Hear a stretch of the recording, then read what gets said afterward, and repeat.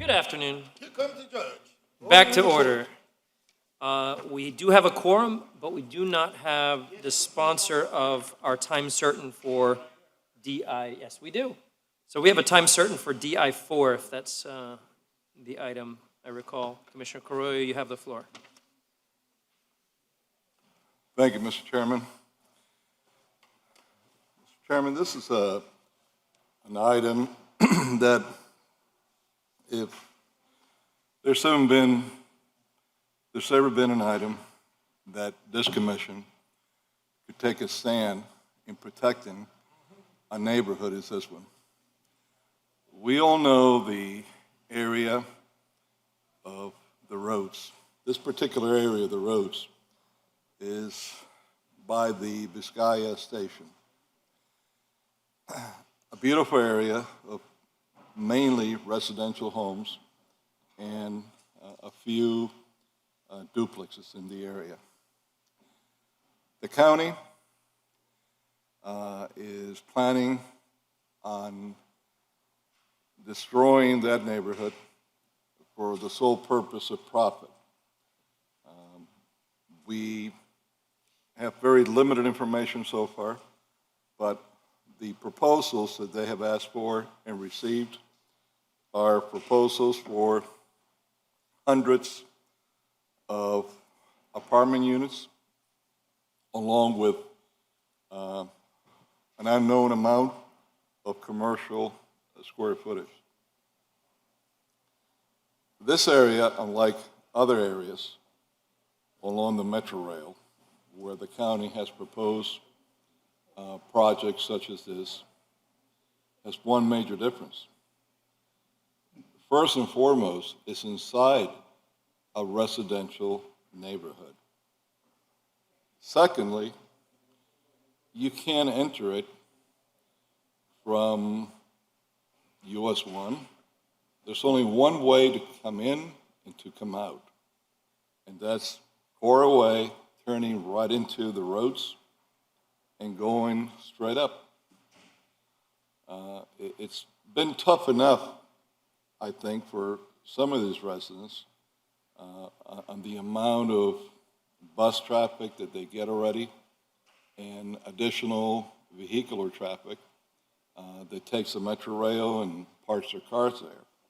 But this is going to be a game changer, all for the wrong reasons in this neighborhood. People that have lived there all their lives, some others that have moved there in the past years to try to have a family, have their kids grow up in a nice neighborhood, now are facing the dilemma that because of county actions, they're going to turn their American dream into an American nightmare. And I want for this body to hear from the residents today. I want our law department to tell us up to the point that they can what are some of the things we could do. And then I want to put a resolution forward in support of our residents that live there, instructing the city attorney to do everything within our legal right in protecting their lives, their properties in this neighborhood, even if it means at some point in time that we have to take legal action in a lawsuit against the county. It shouldn't be them that have to pay that price. Your microphone, Commissioner. Only second it, but I will co-sponsor that resolution.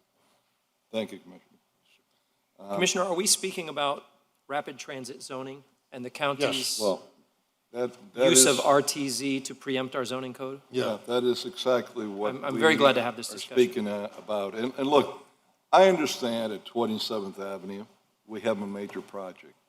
We have another one at 37th, but That's different. there's a major difference with those projects and this one. Those projects are not in a residential area. You could come at them from US 1, from side streets that are commercial. this is entirely different. You can't come, in other words, you can't wall this off from the residential area and have them enter through US 1 only. The only way that traffic can come in and out is going through their neighborhood, their homes. And this is not right. And the county should not be allowed to do that and trump our own codes and laws that we have in the city of Miami. And if I may add, Commissioner, you see, they have a reduction in parking, and guess where they're going to park? They're just going to park in the neighborhood, Oh, yeah. you see? And not only are they going to be driving through the neighborhood, they're going to be parking all over the neighborhood, and I don't think that we should be an accomplice of destroying beautiful neighborhoods in the city of Miami like that. I totally I support have a your- question on this. You recognize? So this is an RTZ zone, and what legal remedy do we have? Well, first of all, this is a workforce housing proposal, right? Is my understanding.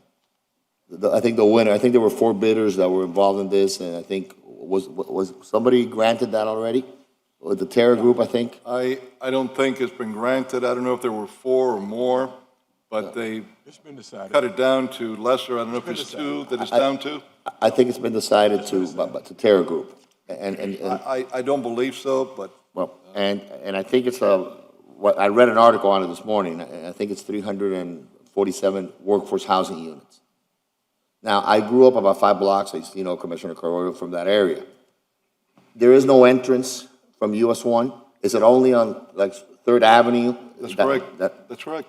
That's the biggest problem with it.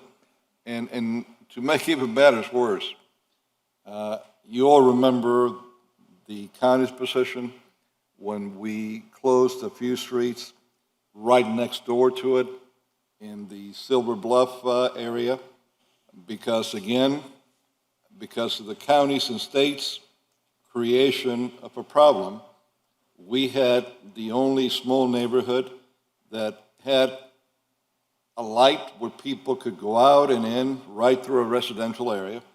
So the solution that we found was that we closed a few areas, and it's worked wonderfully. They said, we couldn't do that. That's never been done. Well, right next door on First Avenue there, when they made Metro Rail, they closed that off. It's closed right there. And nobody ever said nothing about their complaint. And that makes it even worse for them, because you can't even have traffic go out that way to leave another way. They're boxed in that the only way in or out is from 3rd Avenue right down to make a turn into their streets to go down. And I don't think there's a single one of us here that if we lived there, we wouldn't be doing the same thing they are, trying to protect their American dream of their home, where many of them have had their children, some now grandchildren, growing up, new families that have moved in because they believed in the city of Miami, they wanted to live here, and now they're going to be faced with a dilemma that is not going to only devalue the price of their homes, but it's going to make their lives a living hell there with traffic. So if I could, Do we have any, maybe the city attorney, my understanding, you're correct, Commissioner, it was more, it was 7 different construction proposals. But my understanding, Commissioner Watson, is that it was already awarded. I'm not sure, I don't believe it was, but I can't tell you for sure. Last I heard, there were 2, it came down to 2 companies, but Maybe. you all might know more than I do now. I'm just reading it. So it's 320 workforce housing units, 8,530 square feet of commercial space, and 463 parking spaces. That's a Terra Development Group's proposal. I don't know if I think that was the one that was awarded the contract. I may be wrong, but that's what I think. I haven't gotten today's news. This is a couple of days ago.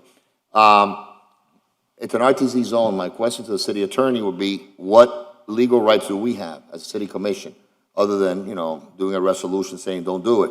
What legal rights do we have to stop an RTZ Well, development? that's a good question. Because we've done it on 27, on 37. That's a good question. But you're right, there is a very big difference between 27th Avenue, 37th Avenue, and Vizcaya. Because you're right, Third Avenue is if they don't have any ingress or egress to US 1, I don't, to be honest with you, with all due respect to the resident, I grew up in that area. US 1 has had traffic since I was born.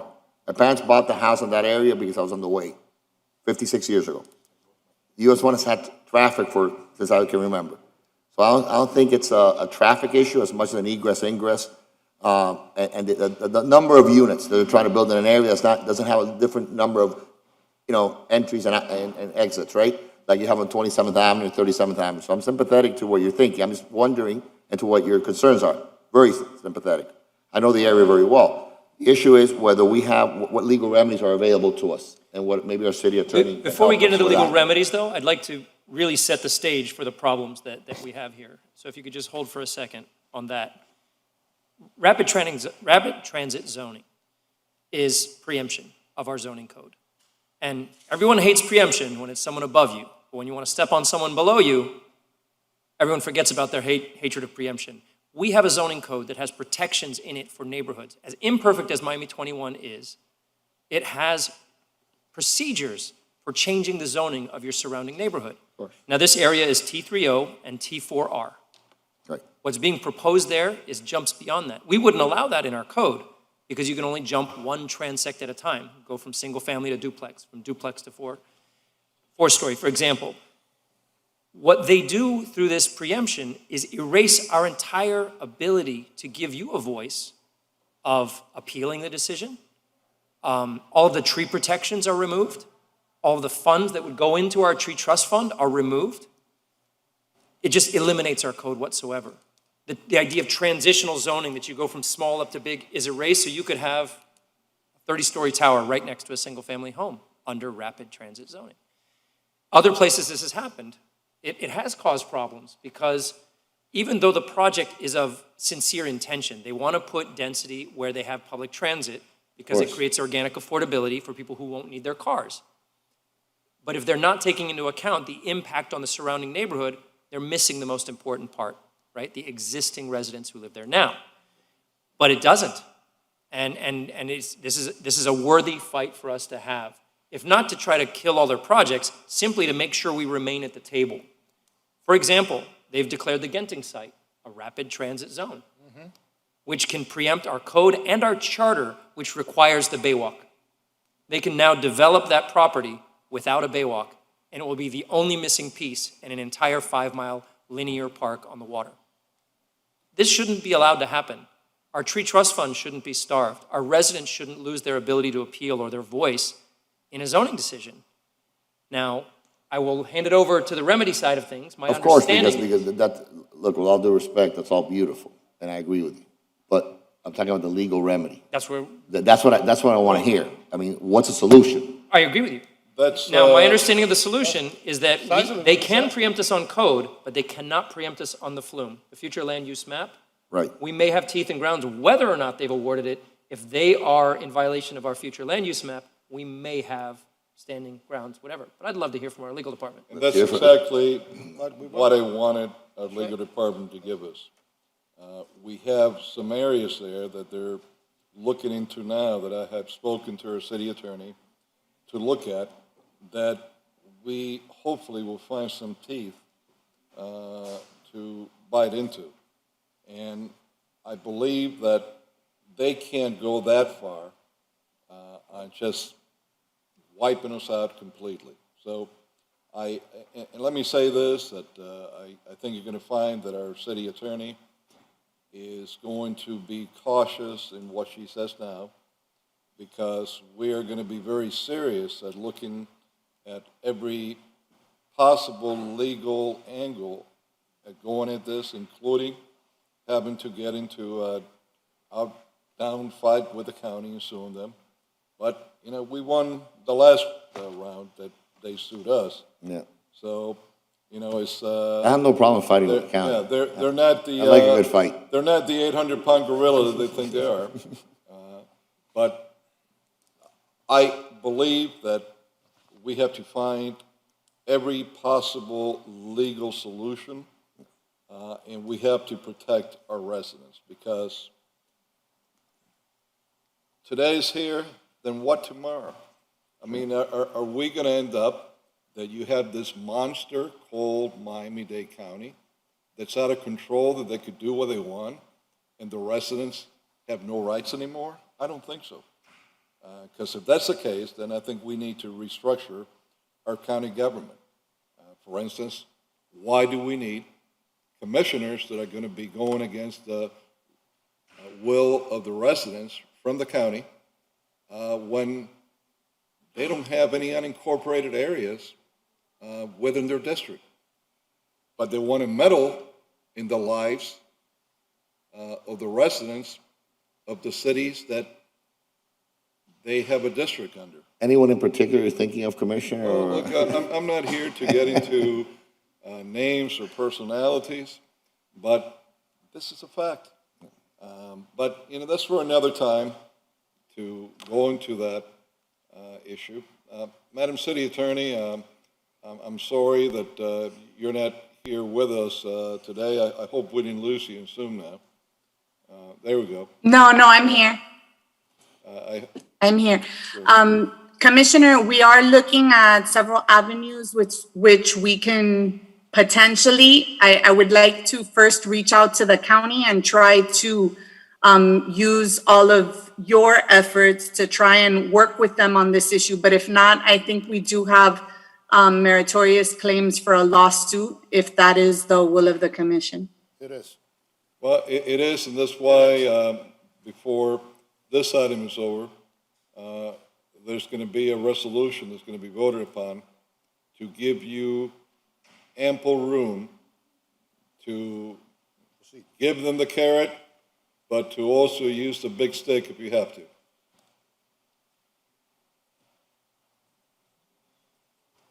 Understood. Thank you. Commissioner, did you want to open for public comment? Well, I would. I think that if so many people from the area took time to come today from their jobs, their other activities, they certainly should have the opportunity to address us and speak to this issue in any way that they would like to. So if there's anybody here that would like to address the commission, state something other than you've heard, please feel free to come up to any one of the microphones, and we're here to hear you. Thank you. Opening public comment for discussion item number 4. Good afternoon. You're very welcome. Anyone who'd like to speak, you just state your name, and you have 2 minutes to say whatever you'd like. Sorry. Go ahead. Hello? Okay. Good afternoon.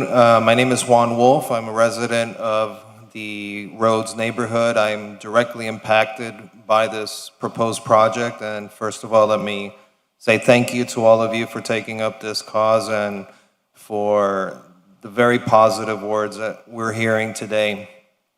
We as a community are already impacted by current traffic flow because where we live, where Coraway 22nd turns into 3rd Avenue, everybody who accesses I-95, they go to Key Biscayne, they're already cutting through our neighborhood.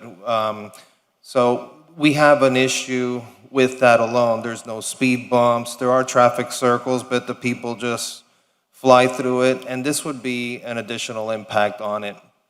As far as the transit situation, I support transit. I think we need to improve our transit. However, not at the impact of any community and not something that does not match the location. Downtown, Brickell, those areas are for taller development of that nature. I don't think a residential neighborhood is. My parents, as you mentioned, in their town in the city of West Miami for taxes, they built a huge project. My parents' street is full of cars.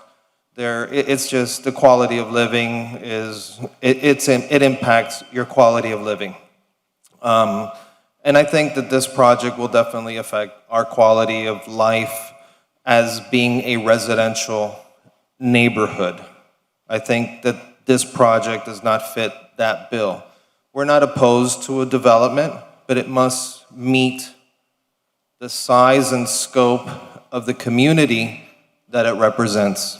I live half a block from the station, I work half a block from the station, and I drive every day to work because rapid transit actually takes longer for me. Okay, and in our meetings, we've identified one person in our neighborhood that uses it to go to work.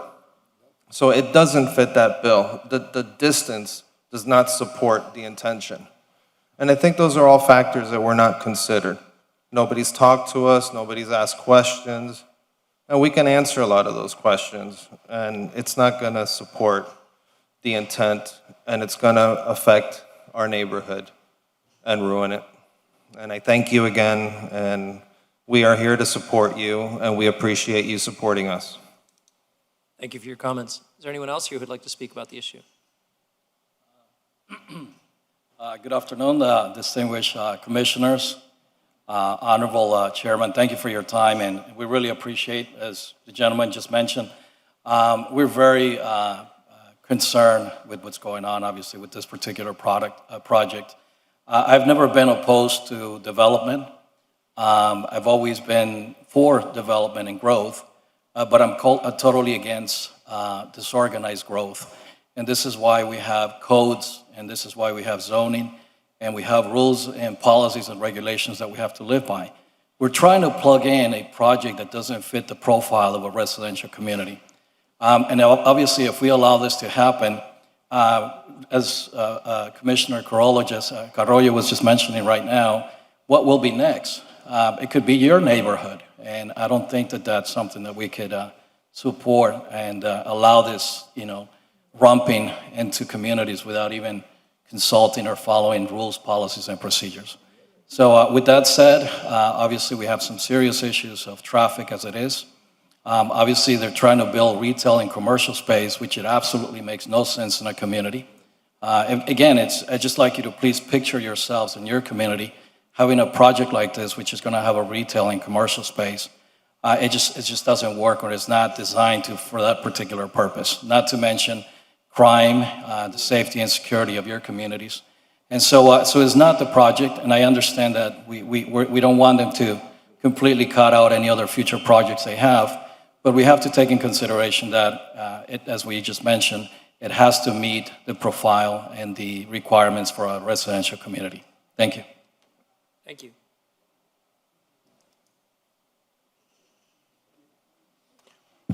Good afternoon. My name is Luis Herrera, President of Vizcaya Romone Association. We're here today to try to saving our home. You can see people coming, like you see right here. He left the work to come down here to you, show you. We want to continue saving our home to no intrusion or construction, high rising in the neighborhood. This is a neighborhood, the Miami 21, they're protecting the neighborhood so far. And we want you people protecting us because you people represent the city of Miami. So, and years back, when that Metro Rail be put it in there, they tell us that station they gonna be only for taking the train to downtown, Hialeah, and Dayland. Nothing else. They're gonna keep the two parking lot like it is. It used to be the two parking lot, used to be the two cars. So they kind of decide to take a one parking lot, rent it, and put it for the school buses. For the school buses, people pick it up, the people over there. And in pandemic, I take a picture of the other side, it's full of cars.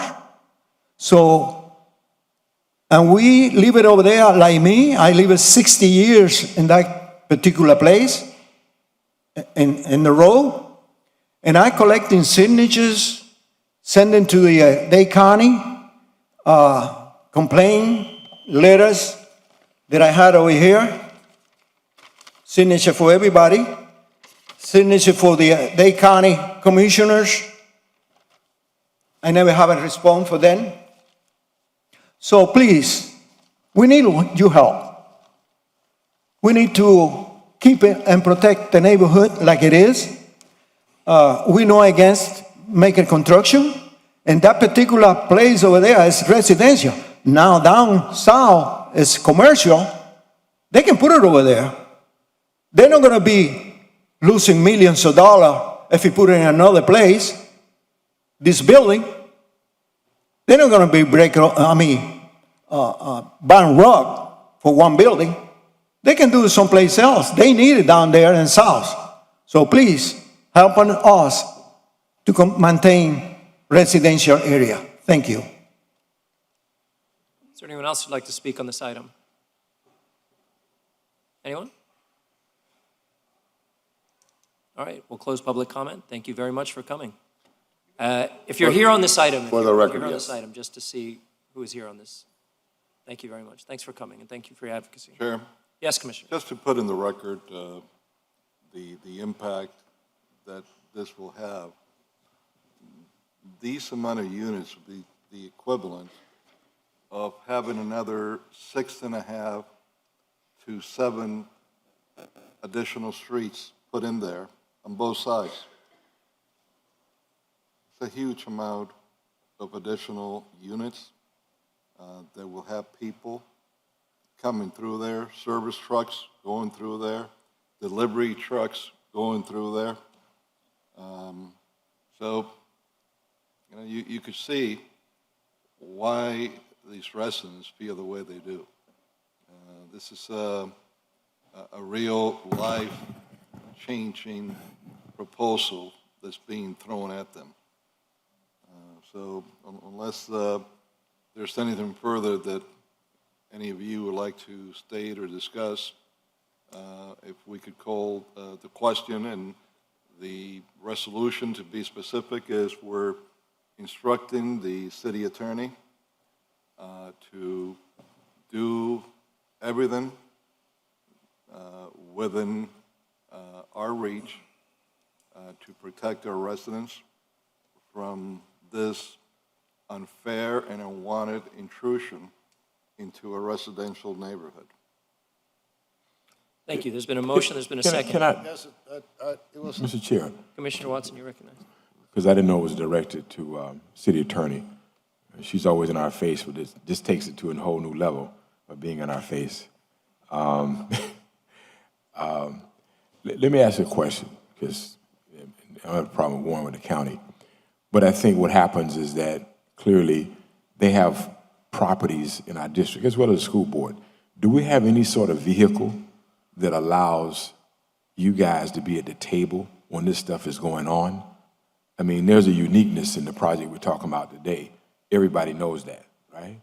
But when there isn't, we don't really say anything. And I'm asking now, is there some way to start talking so that they're not stepping on our folks, still trying to accomplish what they're trying to accomplish, and we have some input at the beginning of the process as opposed to now?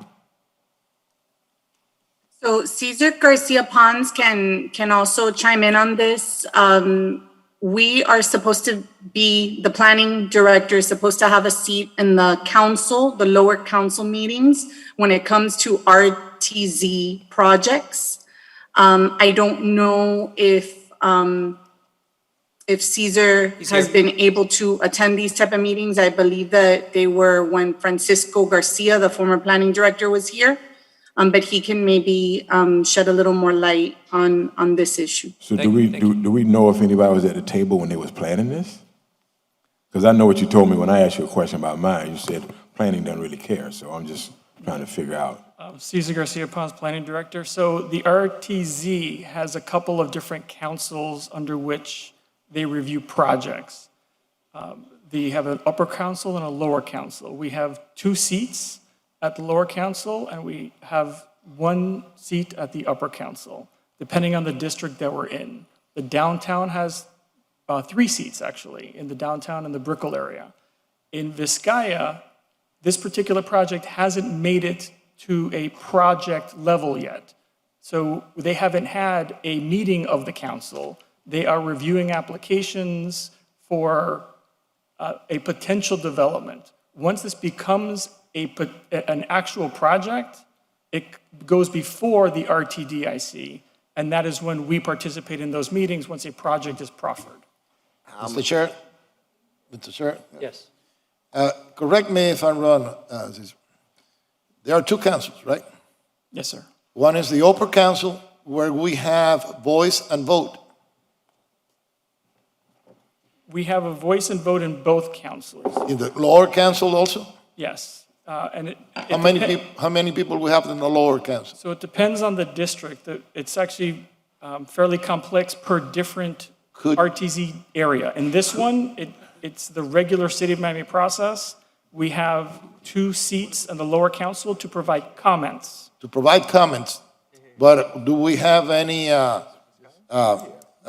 does our vote has any weight, or it is counted? Or we could have a voice, but then that's it? It's a recommendation. It's a recommendation. But, and in the upper council, our voice has more weight.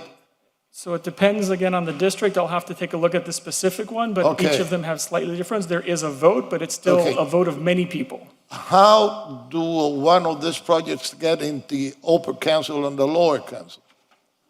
What was the question again, sir?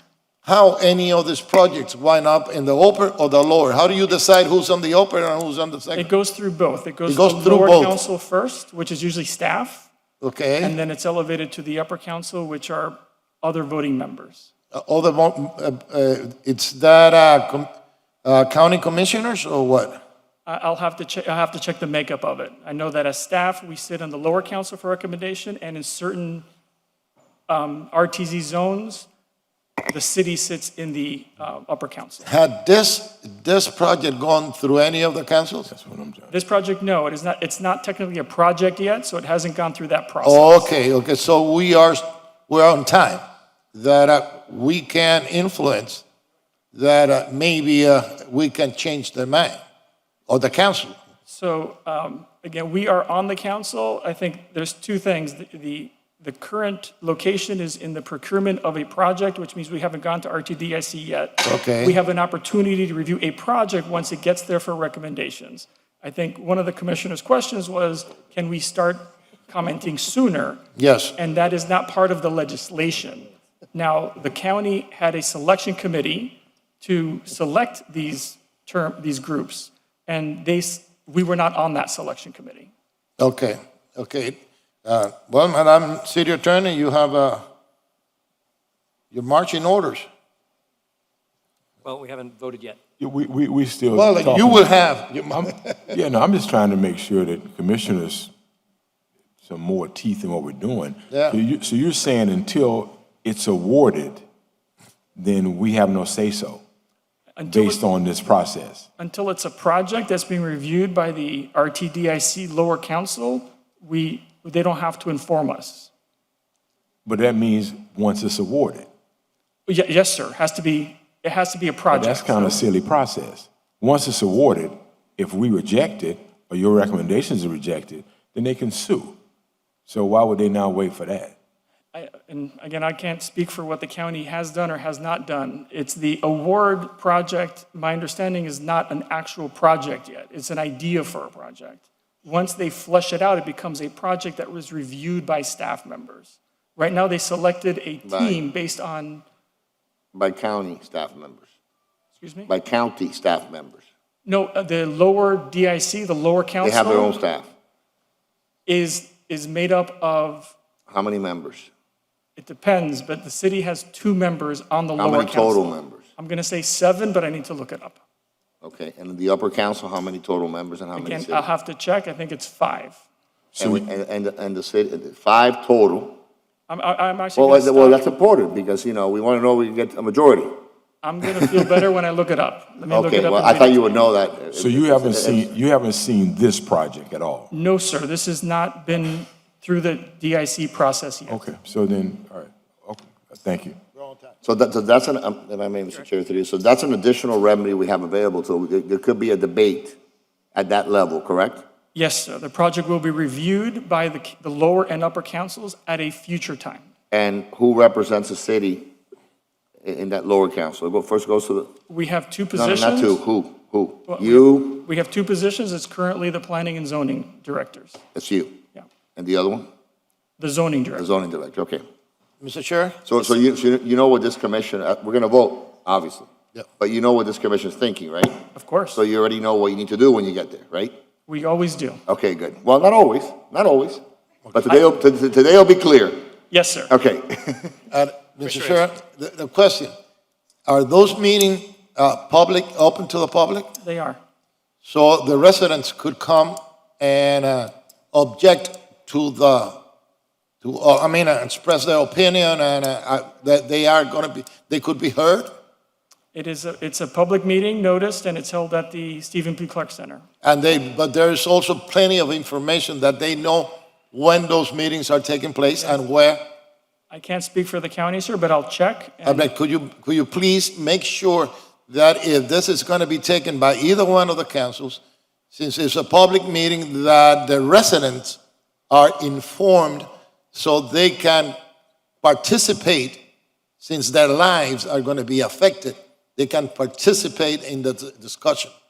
We'll be happy to share the information. Okay, thank you. So make sure make sure that you have all their information, contact information, everything else, and you let them know when that meeting's gonna take place. And obviously, you're gonna be there, and the zoning director's gonna be there, and you're gonna advocate for whatever this commission votes for, correct?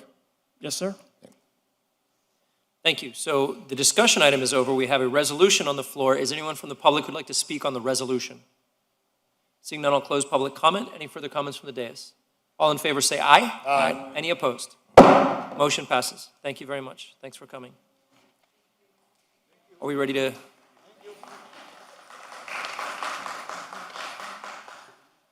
Thank you.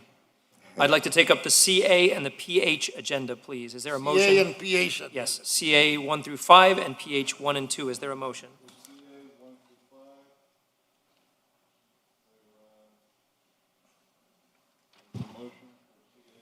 I move it. Moved for the CA agenda by Commissioner Correa, seconded by Second. Commissioner Reyes. Is there any further discussion on the dais? All in favor say aye. Aye. All right. Any opposed? Motion passes on the CA agenda. PH agenda. PH 1, is there a motion? Commissioner Reyes? Yes, move it. What's PH1? I'm sorry. Traffic calming devices. I know, but hold on a second. Yes, PH1, it is a motion that we need in order to be able to. This is interesting. Commissioner Reyes, there's a motion by Commissioner Reyes, second by Commissioner Carollo, and I have a question. yep. Is there any wording in that item that takes away citizen participation? Is this a bypass of what citizens, maybe some citizens or residents may not want? It's a question. Sir, I really applaud your interest in the citizen participation, but were the citizens the one that asked for this? Okay, it's a question. That for this particular traffic calming device? The thing is that we have to, instead of place a hump, we have to elevate. Right. It's just like a crosswalk. Is this the one on 32nd Avenue? I just want to make sure. Yes, 32nd Avenue and 5th Street, Okay, and Fifth Street. yes. But in that language, I'm sorry, I don't have it in front of me because I left it in my office, but I read it. My memory, basically, it sort of bypasses The balloting process. the balloting process, and it bypasses residents' concurrence language. No, the resident concurrence. It allows the manager to do it bypassing the By- residents' concurrence No, language, no. right? It is the county, the county requirements, you Right. see, and what's bypassed. I mean, the residents are all for it, and they were the one that requested it. We went through the process and establishing a different type of traffic calming device. The county says you cannot install there. What you have to do is this. So Okay. we I have to. understand. No, and Commissioner Reyes, I applaud you for this, and I'd like to emulate it in my district, because I don't believe that traffic calming is a popularity contest. It's a It life is not. safety issue, and that's what we are elected to do. They still have their voice by coming to commission and petitioning against it or for it if they want to. But by holding it to the balloting process, it adds time, complication, communication, which keeps us from being able to make the streets safe. So in conjunction with this, I'd like to direct the Public Works Department and Capital Improvements to go through the prospective traffic calming in my district and figure out where we can propose a similar directive. So we're taking balloting out? Is that? No, Where you believe it's more urgent than going through a long balloting process where you need 50% of the residents to agree to a speed bump, for example, you can bring it here as a matter of a public hearing and bypass the ballot. So I'm not this- saying to do it for all of them. Okay, so this is what that's going to do, not Yes. just this one, but anyone that No, we no, this is feel- just for this one. no, this one in particular, this one is My direction, specific. separate of this resolution, Okay. is to go through Specific. my list with my office and pick Well- out the ones we'd like to do the same thing with in the future. This is specific for that Yes. area. You know, sometimes we have problems because there is, according to the county, we don't have neighbors that they agree on where they're going to be placed, or there is no concurrence. You see, and No, that's fine, I guess. this one has to. I was just asking, is what Commissioner Russell adding to this? No, I'm not. So we're not adding to it? No. Because I'm not sure why we need a balloting process at all, to be honest with you.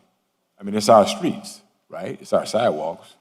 I mean, so, because all it does is it holds up something that we believe that there's a public road safety issue. That's right. And so we're asking them, should we do that? And we just got zoomed by and somebody cut us off doing about 80 miles an hour. And it's just it's a proliferation of it, and I'm not so sure. And balloting holds up us implementing something that we think is for the good of the safety of the residents. So I don't know. I thought it was maybe if we thought that, then that was the amendment to the motion. I know this is very specific, but we have to do something. We don't have to do cameras. And look, we have long stretches of road. I drive down Southwest 8th Street, and they go like they're at Homestead Speedway. And little ladies trying to cross, they can't cross. Northeast 2nd Avenue, I can go on and on and on and on. So really, we should be cutting down the process of implementation of something we think makes sense, as opposed to asking them, do they think we should do that? So that's fine. If it's only specifically to this, then I'm ready. But that should be thought about, Public Works. All right, my direction is separate from this item, and I'm open to a later resolution citywide. All right. I don't know what the county might do as a knee-jerk reaction to that if we wipe out the process altogether, or try to. I don't know what we have jurisdiction to do. Well- But on this one, I'm absolutely with you. There's been a motion and a second. Yes, sir. Is there any further discussion? All in favor, say aye. Aye. Motion passes on PH1. PH2, is there a motion on PH2? Second. Second. Who is RJ Spencer Construction LLC and RF Construction Group Inc.?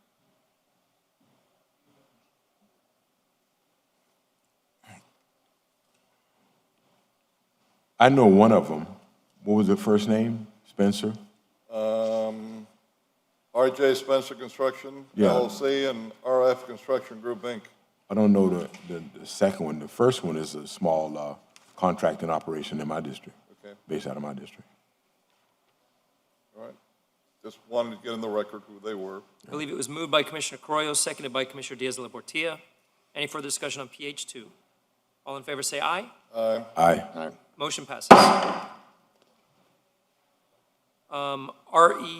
Let's see, RE1, assess the solid waste fee. Is there a motion for RE1? Move. The motion is to keep the fee at the current rate, correct? Mr. Manager? Okay, so Yes, sir. I'll second that. motion on that. Moved by Commissioner Corrillo, seconded by Commissioner Diaz-La Portilla. All in favor, say aye. Aye. Aye. Any opposed? Motion passes on RE1. Thank you. RE2 is a 4/5 retroactive approval of acrylic dividers. Is there a motion? No, we can't vote upon that. Then we have then we just have a big discussion. You guys are saying we shouldn't forfeit everything, and, I mean, we need to put it out for an RFP. No, I move not an that we, RFP. I move that we defer this item, Yeah, well, for big things. no. For big things, We have to have, not for acrylic we have to dividers. give everybody a fair chance. We have to do all the stuff you said. Not for acrylic dividers. That's okay, it's different. Little things. Yeah, well, it's $114,000. Not that little. Well, 140 million is more. Did I get a motion in a second? I'll move it. Second. Moved by Commissioner Diaz-Portillo, second by Commissioner Reyes. All in favor, say aye. Aye. Any opposed? Motion passes on 4/5. RE3, is there a motion regarding municipal vehicle equipment? Accepting a bid. I'll move it. Moved by Commissioner Diaz-Portillo, seconded by the chair. Any further discussion? All in favor, say aye. Aye. All in favor, say aye. Aye. Motion passes. RE4, I'll move it. I'm supposed to do a clarification, Mr. Chair, yes, you recognize. that moved it. this is only to accept the FDOT money, and the speakers this morning are coming back because they're tied to this, but they were not speaking to that issue this morning. Correct. Okay. Motion by Commissioner Diaz-Portillo, seconded by the chair. Question, Mr. I'm good to go. Mr. City Attorney indicated that it's as is. It is, yes, it is as is. All in favor, say aye. Aye. Any opposed? Motion passes. Commissioner Watson, are you open to further discussion on an agreement with Town Square through a process? Well, that's not time sensitive, right? Nope. Only that they're raising and gathering money that they can help spend on the design, but I want to make sure that this is a project that is in my district, it's in your district, but I don't want it to be driven by my district. I understand, but the state has given us $13 million. What I heard her say this morning, they was raising $500,000. So since if it's not a time-sensitive issue for them, then I still like to know who that secret committee is, right? And they can come back in a couple of weeks and tell us. But I did meet with Ms. Martinez, okay, and I wanted to make sure that clarification was made. I agree. Very good. I have a question. Yes. Are they on certain deadlines that they have to meet? On the matching funds, if you'd like to I'm address. just Yes. for clarification, Martinez please. still here. Ms. Martinez. I just want to make sure that you don't miss any deadlines that you need to meet. Well, the deadlines are directly tied to the FDOT amendment, and there's a significant amount of work that needs to be done that is due July 2022 based upon the MOU that you just approved. And so for us to be able to move forward with the work in collaboration with the city, we'd like to be able to have an understanding of how we could bring forward an item for consideration by the commission for further decisions in the future, but trying to understand what the next steps would be. Okay, but the commissioner, so we can be clear, right? He's asking you, do your group have time-sensitive deadlines? The FDOT piece is, you can wait another couple of weeks for yours. Yeah, we can be able to wait a couple of weeks, of course, yes. Right, It's just a that's- matter of defining, is it a couple of weeks? And that we're just trying to be able to gauge what that timeframe would I be. just want to make sure that, I'm sorry, Commissioner. It depends on how fast you inform us. Right. What we need to know, that's all. Okay. Yeah. Okay. Monday's the print deadline for. Yes, so you have until Commission Monday agenda. morning. Okay. Okay. And to make the rounds again with the commissioners Yes, then. thank you. Very good, thank you. And Commissioner Reyes, to your earlier question today regarding maintenance, the Omni CRA did vote to put up $1 million a year for maintenance costs. Okay. And so that is on the table. That is a year. Yeah. That is a year. But I would like to see a. But it's a lot committee- more. Okay, The maintenance is a lot hold more. on a sec. I would like to see a commitment also from the people that, I mean, from your group, that you're going to commit funds that you receive into maintenance and security. Yes. You recognized. Commissioner, as I had shared earlier this morning, it's premature in regards to being able to commit to a certain amount of funds. I think it's about being able to be committed to being part of the process for fund development strands. I'm not asking for a quantity. I'm asking for the commitment that from the funds that you're going to receive, that some of those funds are going to be, Used to plan for the fund development right. strategy? Yes, most certainly, That's- within the, that's the within only the thing. planning process, there's a fund development strategy that addresses the needs for that project. I'm happy Yes. with that. Thank you. Yes. Thank you very much. All right, Commission, Yes. Mr. Chair, let me just give this to City Attorney. Because I think that was an ass-backward process that the planning director described. There's been a selection, and their committee selected Terra and the Partnership of 13th Floor Investments, plus Adler Group, to redevelop that project, right? So there's been a selection made.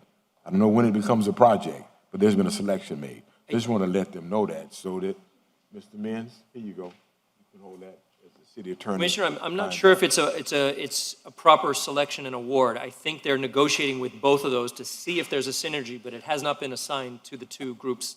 I understand that, but for our process, what I know what happens. Agreed. Once somebody gets selected, they turn on the spigots, and then it's hard now to change anything that's done. So whatever she's going to be able to do and bring back to us, at least she'll know that that clock has already started. Yep. Because I saw that about a month ago. So that's all right? Thank you. Thank you. We've taken a vote on RE4, which has passed. The next item is RE5, Charter Amendment. I believe this is Commissioner Reyes' item. Is there a motion? I move it. Moved by Commissioner Reyes. Is there a second? Second. Seconded by Commissioner Watson. Is there any further discussion on this charter amendment? Nope. There is. I'm not in favor of it. I apologize, you're not. Commissioner, but I do agree with our current process. So I'm not looking to go out to change it, honestly. Well, the only thing that I want you to make sure it has nothing to do with our actual chief, not having to do with, it has to do with creating a process that we take politics out. And we can lie to ourselves as much as we can, but the mayor has, and the commissioners, we have influence on the city manager. And I think that, and in my opinion, this is one of the most important positions in the city of Miami, which is security, is public safety. And that's why the only thing that I want to establish is a process that it is crystal clear and it takes politics out of it. That's all I want. And I want people to decide if they want that or not. That's it.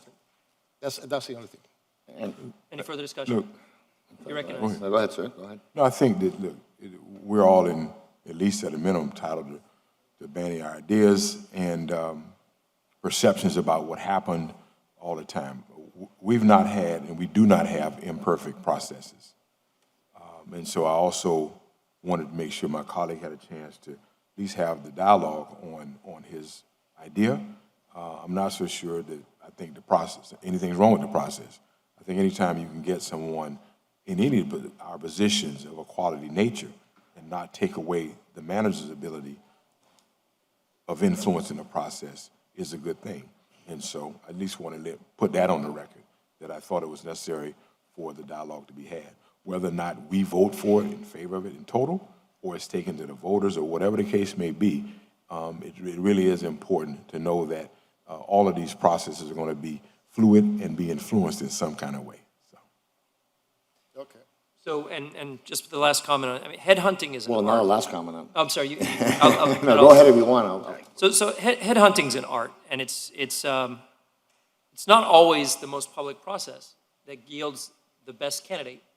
And I think our situation in this case, even though there was a sense of surprise and maybe, a lack of transparency that was sensed, maybe the process yielded the best result.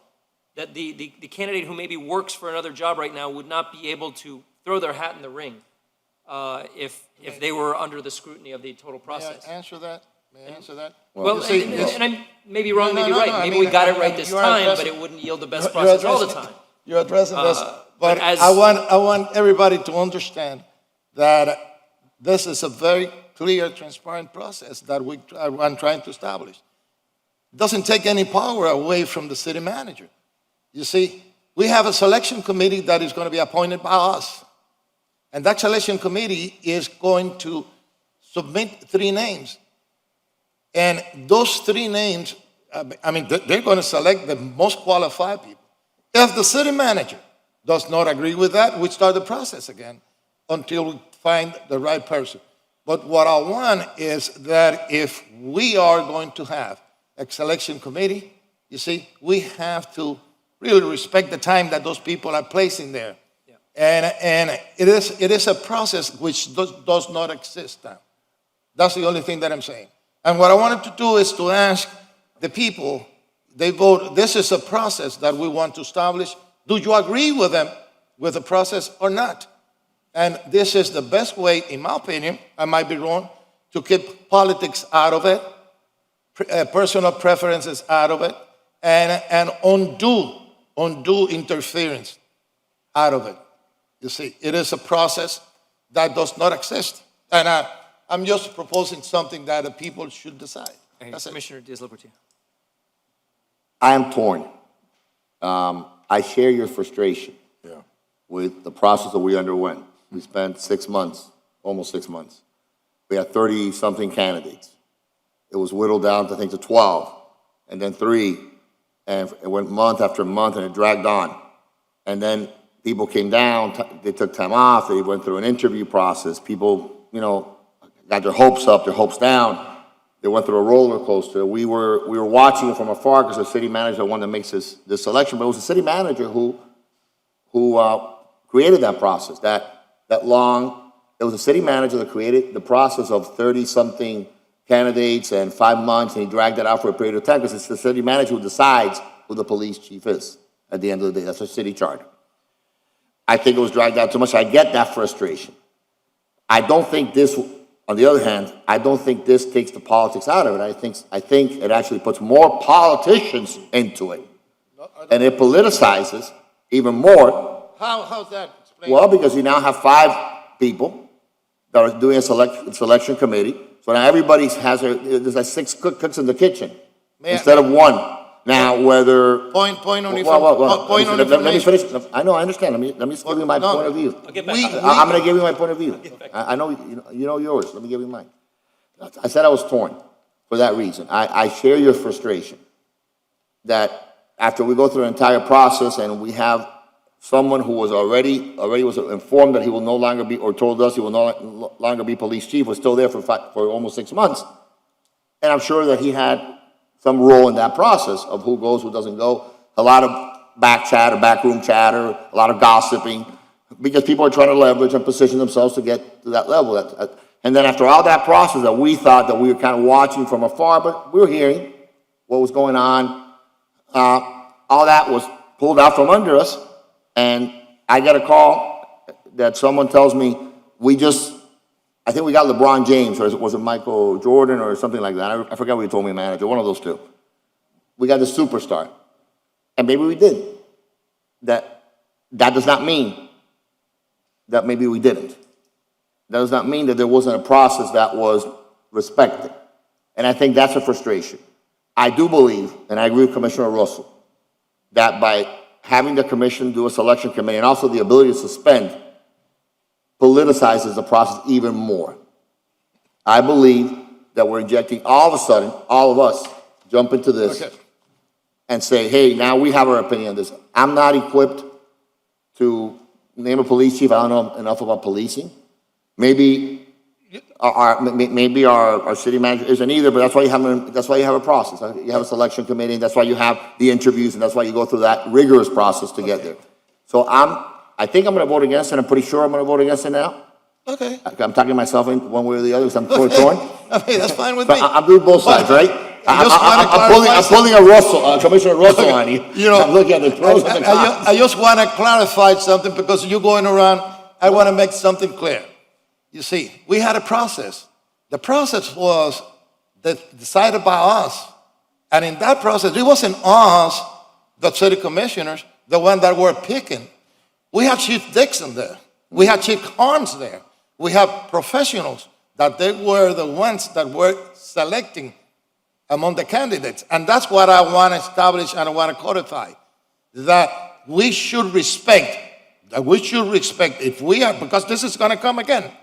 This is gonna come again, and again, we're gonna, I mean, whoever is here, you might not be here, I might not be here, but whoever is here is gonna say, okay, we want to, have a committee, a selection committee, and you are gonna have another chief, probably, I don't know, you're gonna have persons from the FBI, the people that were there. We're gonna assign people that are professionals, that they really are public safety professionals. And then, the only thing that I'm saying, we should respect the opinion of those people, and they are the ones that in this case, they met, Chief Dixon met, Chief Harms, they met, all the other people in the committee, they met with the people that were candidates.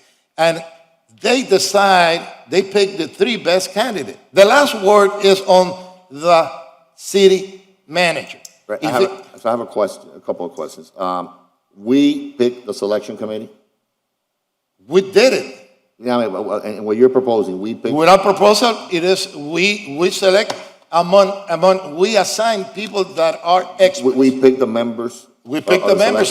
You can modify that if you want and say that. Another question, there's language in there about suspending a police chief, right, also? Suspending, I am not foreseeing that a But police. is there language in there that says that? Well, it says police chief is suspended, and I mean, that is up to the city manager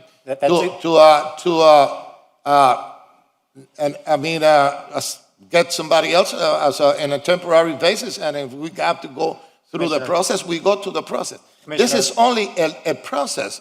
I love processes because they are clear. You see, you know how are you doing it, and I don't see any problems with this because we did it. The thing is that it was not followed. You see, and I had no quarrel on saying, okay, there's not a candidate that I like here. City manager would say that. Let's open it up again. And let get anybody in the nation that wants to. And this committee, they are going to meet, and then they're going to say, oh, listen, these are the 3 best qualified persons we need. I mean, that had applied. Pick one among them. You see? The way it is now, the less qualified person could be picked.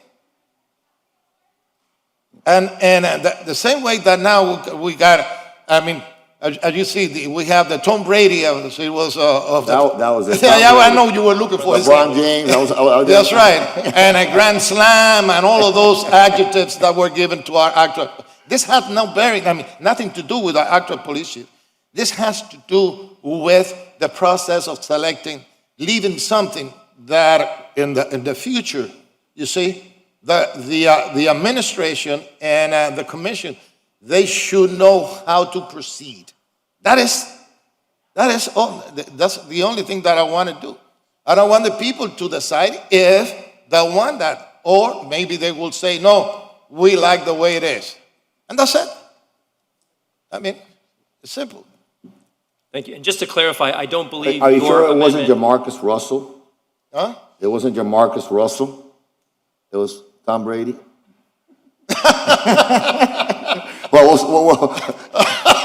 The home. First of all, you made a reference at like 99% Well, I have to use a sports reference Jamarcus because I know you like Russell sports. was, by the way. Jamarcus Russell. No, we never know. We'll see. Okay. No, just to clarify, there is no reference to removal, correct? This is strictly about selection. Selection, that's it. Okay, I'm The sorry. suspension and removal is already in the city charter. What is being Okay, I stand proposed- corrected. I'm That's sorry. right. I apologize. Okay. I stand Removal corrected. is already in the chart. It's Okay, already, I'm there's a sorry. process. Okay, this is selection. I stand correct. Got it. My one. Commissioner, do you know who Jamarcus Russell is? I didn't take my smart pill today. No. I think it's a football reference. It's the biggest bust in the NFL, right? We got the home. The biggest bust in NFL history. I only want to think about King, the football player. We had That's a a good big bust. outing on Saturday. Yeah, we did. His leg is in great shape. So I think we're going to have a good season. I think so too, finally. Thank you. Is there any further discussion Nope. on RE5? We have a motion, we have a second. All in favor say aye. Aye. Aye. Any opposed? One opposed. Mr. Motion- Chair, Yes. that language will be coming back on July 22nd, correct, to make the November ballot? What will be coming up on? It's directing the city attorney to draft the charter language, so that Yes, will of come back on course. July 22nd. And Commissioner Reyes, I vote as a courtesy. I'm not convinced completely, because I'm a little bit convinced. I'm concerned about the political aspect, but we can talk about it in the next You commission know, meeting, and we'll thank you, talk. thank you very much for Yeah. this. But let me tell you that my only intention, I don't have any personal intention. My only intention is to leave a process in place. You see, leave a process in place. I mean, that those people that are well versed in the qualifications that a police chief should have, they have. I mean, if we ask them to help us respect their decision, at least, I mean, take them into consideration. Mr. Attorney, this doesn't need to come back, does No, it? it doesn't come back. All right, this already places it on the ballot. My apologies. Yeah, I think the only, so it goes now to the ballot. It would. Oh, it already go goes to on the ballot. You That's- vote on it I already? thought it had to come back to us. Nope, he had his language already Someone else prepared. didn't take their smart pill today. Yeah, I have to. I'm tired, I have a cold, so this is what we'll do. I'll move to reconsider then. Does it need a 4/5? It does not. Okay, does not to go on the ballot? It does not. No, 3/5 to go on a ballot. Okay. Motion to reconsider or no? No. Second. Leave it alone. Leave it alone. All right. Motion Chair? passes 4-1. Commissioner? Yes. Yes. Thank you. 4-1, Commissioner or Chair Russell voting no. Thank you. If it don't work, we could bring it back, and That's right. then, I think July next year, August, we have an election, we can make it stronger then. Yeah. We have elections every year. Yeah. What's the next election, next year? The first election that we have for next year? I believe the one that we could August. get on would be, there's not a presidential preference, so yes, you're right, it would be August. August of 22. Yeah. All right. Got it. August. All right, that is RE5. Why don't we take up RE6, RE7, RE8, and RE9? Okay, RE6, I am the sponsor of this one, and RE7, I also would like to be a sponsor, I think we're unanimous on that one. and RE8, I think I'd like to be a sponsor of that too. The doggy bag. That's right. There was a substitution sent out on RE7 already. I move it. Are we doing RE9 also? I'm asking for RE6 through 9. Is there a Okay. motion on RE6 through 9? I'll do it. And All right, I- move by- I'll- Second. Moved by Commissioner Diaz-Portilla, second by Yes, Commissioner the, Reyes. This is, RE9 is only for primary elections, correct? RE9 is for Yes. the November election, our election But this for November. primary, for the primary election. No, it's actually establishing the early voting sites and schedule for this year, the for general this year. election and runoff. For your election. This year. And the runoff too. Yes, sir. And the amendment to RE9 would be if there's a runoff for mayor, we'll use all 7 sites that are being proposed. If there's a runoff for Here- District RE11. 3, Here's the problem that I have, Commissioner Reyes. Yes. If there's not a runoff for mayor, and there is a runoff in District 3, then we would have a site open that is in your district and only one in District 3. Is that correct? Or only then one site opens in District 3? yes, sir. If there's a runoff in District 3, we'll only use the Hispanic Branch Library. Okay, that's fine. Yes, sir. You're and if there's- You're And, anticipating. and in District 5, there's a runoff there. If there's a runoff in District 5, we'll use the Lemon City 2. Branch Library to the north and the Stephen P. Clark Center to the south. I want to Okay. encourage the opposition. All right, there's a motion and a second on RE6, 7, 8, and 9. Any further discussion? All in favor say aye. Commissioner, Yes. Juvenal Santana, Director of Public Works. On the substitution memo for RE7, Yes. that there was a typo on the body. It was correct in the subject, so you that need it needed to be amended? updated. Yep. Or has the substitution already been captured, Mr. City Attorney? Mr. City Attorney, already referenced that there's an amendment to RE7, so we'll capture RE7 and RE9 as amended. Okay. Oh, as amended, you need it. Yes, You sir. need the mover and seconder to acknowledge? I believe it was mentioned by the Mr. City Attorney before the motion was made. All right. All in favor, say aye. Any opposed? It's only up to RE9 we're going, right? Yes. Okay. RE 6, 7, 8, and 9 pass unanimously. RE 10 has been deferred to July 22nd. RE 11, allocate reimbursement funds from Tranche 2, Miami Forever Yes, Affordable Housing. Loan. Mr. City Manager, I think you all, this one, we talked about it, R11, and you're gonna come up with a different, or with a proposal, right? Yeah, so not a different proposal, but the idea for us is to complement this, expand on it, right? Okay, expand it. With a, we've discussed with each of you, present the options as it relates to the full 100 million too. Absolutely. Right, in addition to what the preference is for how to allocate the money from the American Rescue Plan as well, when that item comes up as well, which will be next meeting. Okay, so this is going to be deferred. No, it doesn't necessarily have to be deferred. I think we ought to defer then. I think so, too. Bring it all Okay. together. All right, that's fine. Motion by Commissioner Correa to defer to what So, date? let me ask. Just a moment, let me capture the motion. Next meeting? Second. Next meeting, We're going to bring everything back next meeting, right? Yeah, everything's coming next meeting. Okay, correct. so July 22nd. July 22nd, Mr. Manager, Seconded by Commissioner Reyes. Go ahead, Commissioner. July 22nd, we get the whole tranche thing, plus the American Rescue Plan in one meeting. Yes, sir. That works. Yes, okay. Then we're not gonna discuss this, No, the intent is to discuss it at the next meeting as a whole. as a whole, okay, fantastic. That's the only thing that I wanted to clarify. Yeah. And I agree that we are going to go also with the funds received from the state, from the federal funds. Okay. All in favor of deferring RE11 to July 22nd, say aye. Aye. Motion passes. RE13, this was Commissioner Carollo's item regarding Alapata Library, I believe. We are going to defer this until the next meeting. Mr. Manager, you have not signed anything, obviously, on this. Okay, so we'll defer to the next meeting. Moved by Commissioner Carollo, seconded by the chair. All in favor of the deferral? Aye. Motion passes to defer to July 22nd. RE14. I move it. Second. 14, I just need to make sure I put some on the record, Mr. Okay. Chair. I have an Exhibit B to this. Do I have to just give it to you, pardon me? Do I have to read it? You can just give it to the clerk to enter into the record as an exhibit. Okay, all right. Is it an amendment?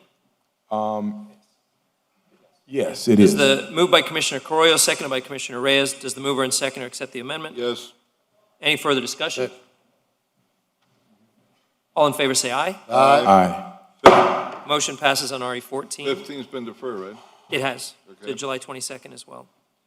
SR1, is there a motion on SR1?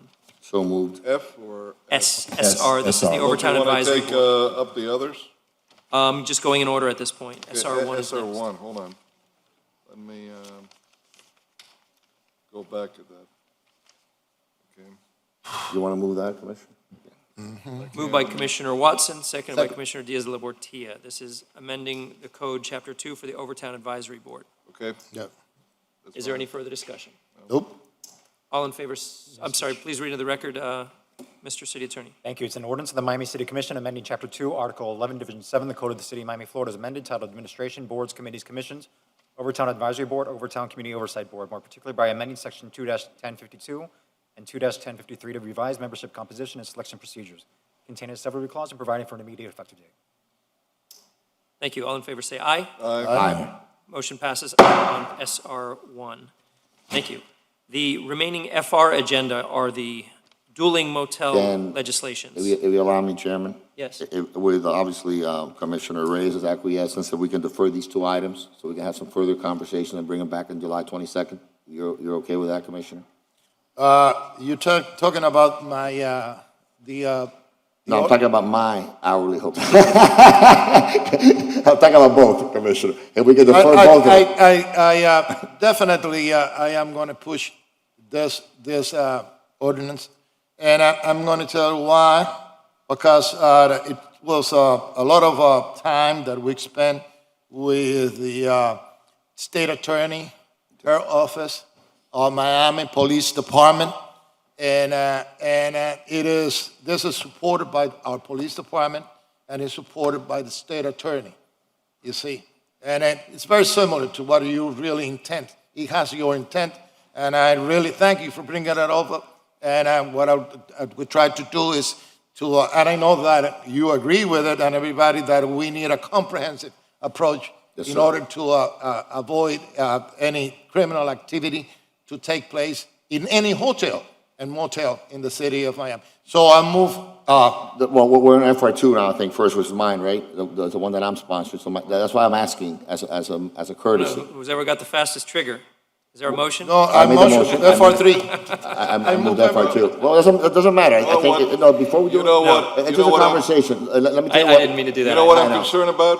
What is it, sir? That if we defer for you, next meeting, you might have some of those working girls here with an unsolicited proposal for us. No. Were you shocked by that? Like you do. I thought nothing will surprise you by now, Commissioner. I've been doing this a long time. No, let me tell you what my concern is. We can't do it in private, so we got to do it in public. Look, to me, it's clear that the 3-hour thing is just a way to circumvent, not that you're doing it, but it actually circumvents the intent of what we're trying to do here. I think that because they can just double book it and triple book it and quadruple book it. So in essence, they agree to everything else. Just because it's longer doesn't mean that it solves the problem. But No. I have no problem at the end of the day, Commissioner Reyes, supporting what you want to do, and we'll do it together. And we'll co-sponsor it together. But I will tell you this. This has been a problem in this city for decades. Even 6 months, 3 hours that you're proposing versus the 1 hour that I want, I think helps solve the problem. And some other amendments, some other ideas that I had, which included keeping the CCTV camera footage for 60 days. Let's do one thing, sir. Let's pass this one and let's get a report from the police department 4 months from now, 3 months from now. That's what I want. Then we look into changing it. But what I want to do, I don't want to circumvent anything. The only thing is that I ask point blank, that hardly has any effect, and the city, state attorney, as the investigators, as well as the police department said no. And what I don't want is to hurt hotels, you see, like the Apex in downtown Miami, that they have blocks, 3-hour blocks and all that. No, they have half a day, 6 hours. It's clear that we're not going after any of those normal motels. Everybody knows what motels we're talking about. Well, yes. And there's about 13 of them in Miami. And we know what they are. We know what we're talking about. We obviously don't want to hurt, a Hyatt or a Hilton or a Days Inn or anything like that. We know who we're going after. I would like to have had, instead of having representatives from the motel industry here, to have somebody from the state attorney's office here, somebody from the police department that can maybe speak to this. I have Chief Chief Morales there. Chief But Morales. I don't want to belabor the point. The only thing I'm saying, let's go ahead and pass them both or combine them. Any Well, way you if want to you do it. pass both, I do not agree that we should do 1 hour. So 1 hour that, So what I will do is I will defer mine, we'll pass yours, and definitely defer it, so it comes back to us whenever we want, within 6 months, right? Okay. All right, but let me tell you, I'm not finished. If the problem persists for another, it's been already 3 or 4 decades, we come back in 3 months, like you say, and anybody can drive by there right now. You live 2 blocks away, you've seen it, we've all seen it. You drive by there, and that continues 6 months from now, and this doesn't solve the problem, then we have a problem. Okay. Will you then acknowledge that maybe the 1 hour is what we need, and we come back to it? I'm not committing you to it, I'm saying, will you then at least be open to looking at 1 hour is what we need to have, to get rid of the 1 hour? If we have problem and a police department and the state attorney, they said the problem is the time, I'm willing to look into yours.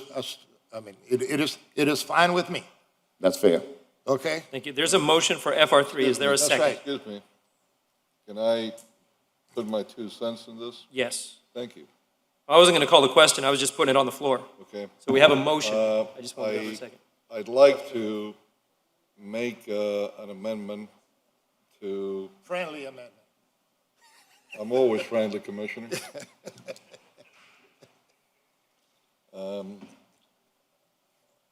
very friendly amendment, if I may call it, to the proposition that you have on your ordinance. And that is to keep everything intact that you have, raise the 3 hours to 6 hours, and we bring it back to the first meeting in January so that we can get a report not only from our own police department, but I would like to ask one, too, of our neighboring city, Coral Gables, because this is one that's affecting them also. And then for us to go forward based on what we get in those reports. Would the mover accept that amendment? That is, it could be, instead of 3 hours, 4 hours? 6 hours. 6 hours. It's a quarter of the day. That's not a lot. Well, and- I'd rather have it with 4 hours at most. And I think that, I don't know, this is very, very well thought. And I know that there are hotels, once we pass this, we cannot only legislate for that group of motels or hotels. This is going to affect other hotels that they are, as I said, I mean. No legitimate hotel rents for 3 hours. Yes, sir. It doesn't exist. If You can- have the list of It doesn't hotels exist. that they, And we all know. Yes, sir. And Commissioner, look, what's wrong with 6 hours? I agree, what's the point of allowing these 1 hour operations? Well, look, I'm putting 6 hours down because I think 6 hours is a fair time. If you have people that are really tired, Right. they don't want to pay for a whole day. Or a layover, They might want to rent Part of the fun. 5 hours, maybe 6 hours, where they get a decent sleep and move on. And I'm trying to find a medium way for everyone involved. We study it based upon what our police department gives us comes January, and we could increase the hours or decrease the hours. So what's the specifics of your amendment? Let me ask. What my amendment is. Let that me we ask the set city attorney 6 something. hours. Let me ask the city attorney. City attorney, if the way that is written, if any hotel rents for less than 3 hours, they are in violation. Yes, sir, that's how it's worded. Huh? Yes, sir, that is how it is worded. You see, that is why I'm saying, they are in violation. They cannot come in and allow anybody. Well, somebody could go in for 20 minutes, and they could rent the same room out for another 20 The minutes. same thing happens with 6 hours. You No, can use but it for these- 2 hours. But these motels have a different purpose. No, but. So now, if you put some teeth in it, you know what real teeth is? If they rent one hotel for 3 hours, they can't re-rent it until the next 3 hours, for 3 hours. They cannot rent to somebody else for 3 more hours. That's teeth. That's real teeth. If somebody rents it for 3 hours, and somebody leaves 15 minutes after they rent it, they can't rent the same room to somebody else until the 3 hours elapse. Listen, That's key. if you rent for 6 hours and then you use it for 3 hours, for 2 hours, you see, you can rent it again, and again, and again, and again. But you know that's not what's happening here. It is. But you know what's happening here. Commissioner Everybody, Carollo is also correct. It's true that there are people that want it because they have and I don't want to use this expression because it's probably the wrong expression to use, but a layover from a flight. And they want to sleep for 4 hours or 3 hours. And that I get. But somebody, that I get. But everybody knows. I have a list here of 5 hours. All those hotels that rent for 6 hours, for 4 hours, or whatever, they will rent for whatever our law says because that's not their business model. But The business model we're talking about is only one set of hotels. Absolutely. And we know what we're talking about. But, There's no way to, Commissioner, look, to be honest with you, in my opinion, there's no way to go around this. We're not talking about any other motel. We're talking about certain motels, and their lobbyists are right sitting here. We know what we're talking about. Listen, don't mention lobbyists because I am sick and tired of the people saying, oh, the lobbyists come and they pressure. I never say that. Somebody What I'm pressure. saying is that the state attorney's office is not here. I mean, That what happened in Hialeah, in their city council, the same language from 1 hour to 3 hours service. I'm not saying you did that.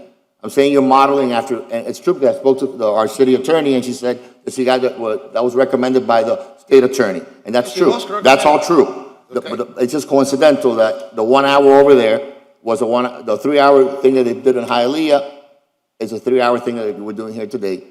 So what's the objection to 6 hours? No, I mean, what I wanted, let me tell you this. All those motels are going to list, Commissioner. Hold on a second. They will all tomorrow morning will change their business model, because this is not their business model.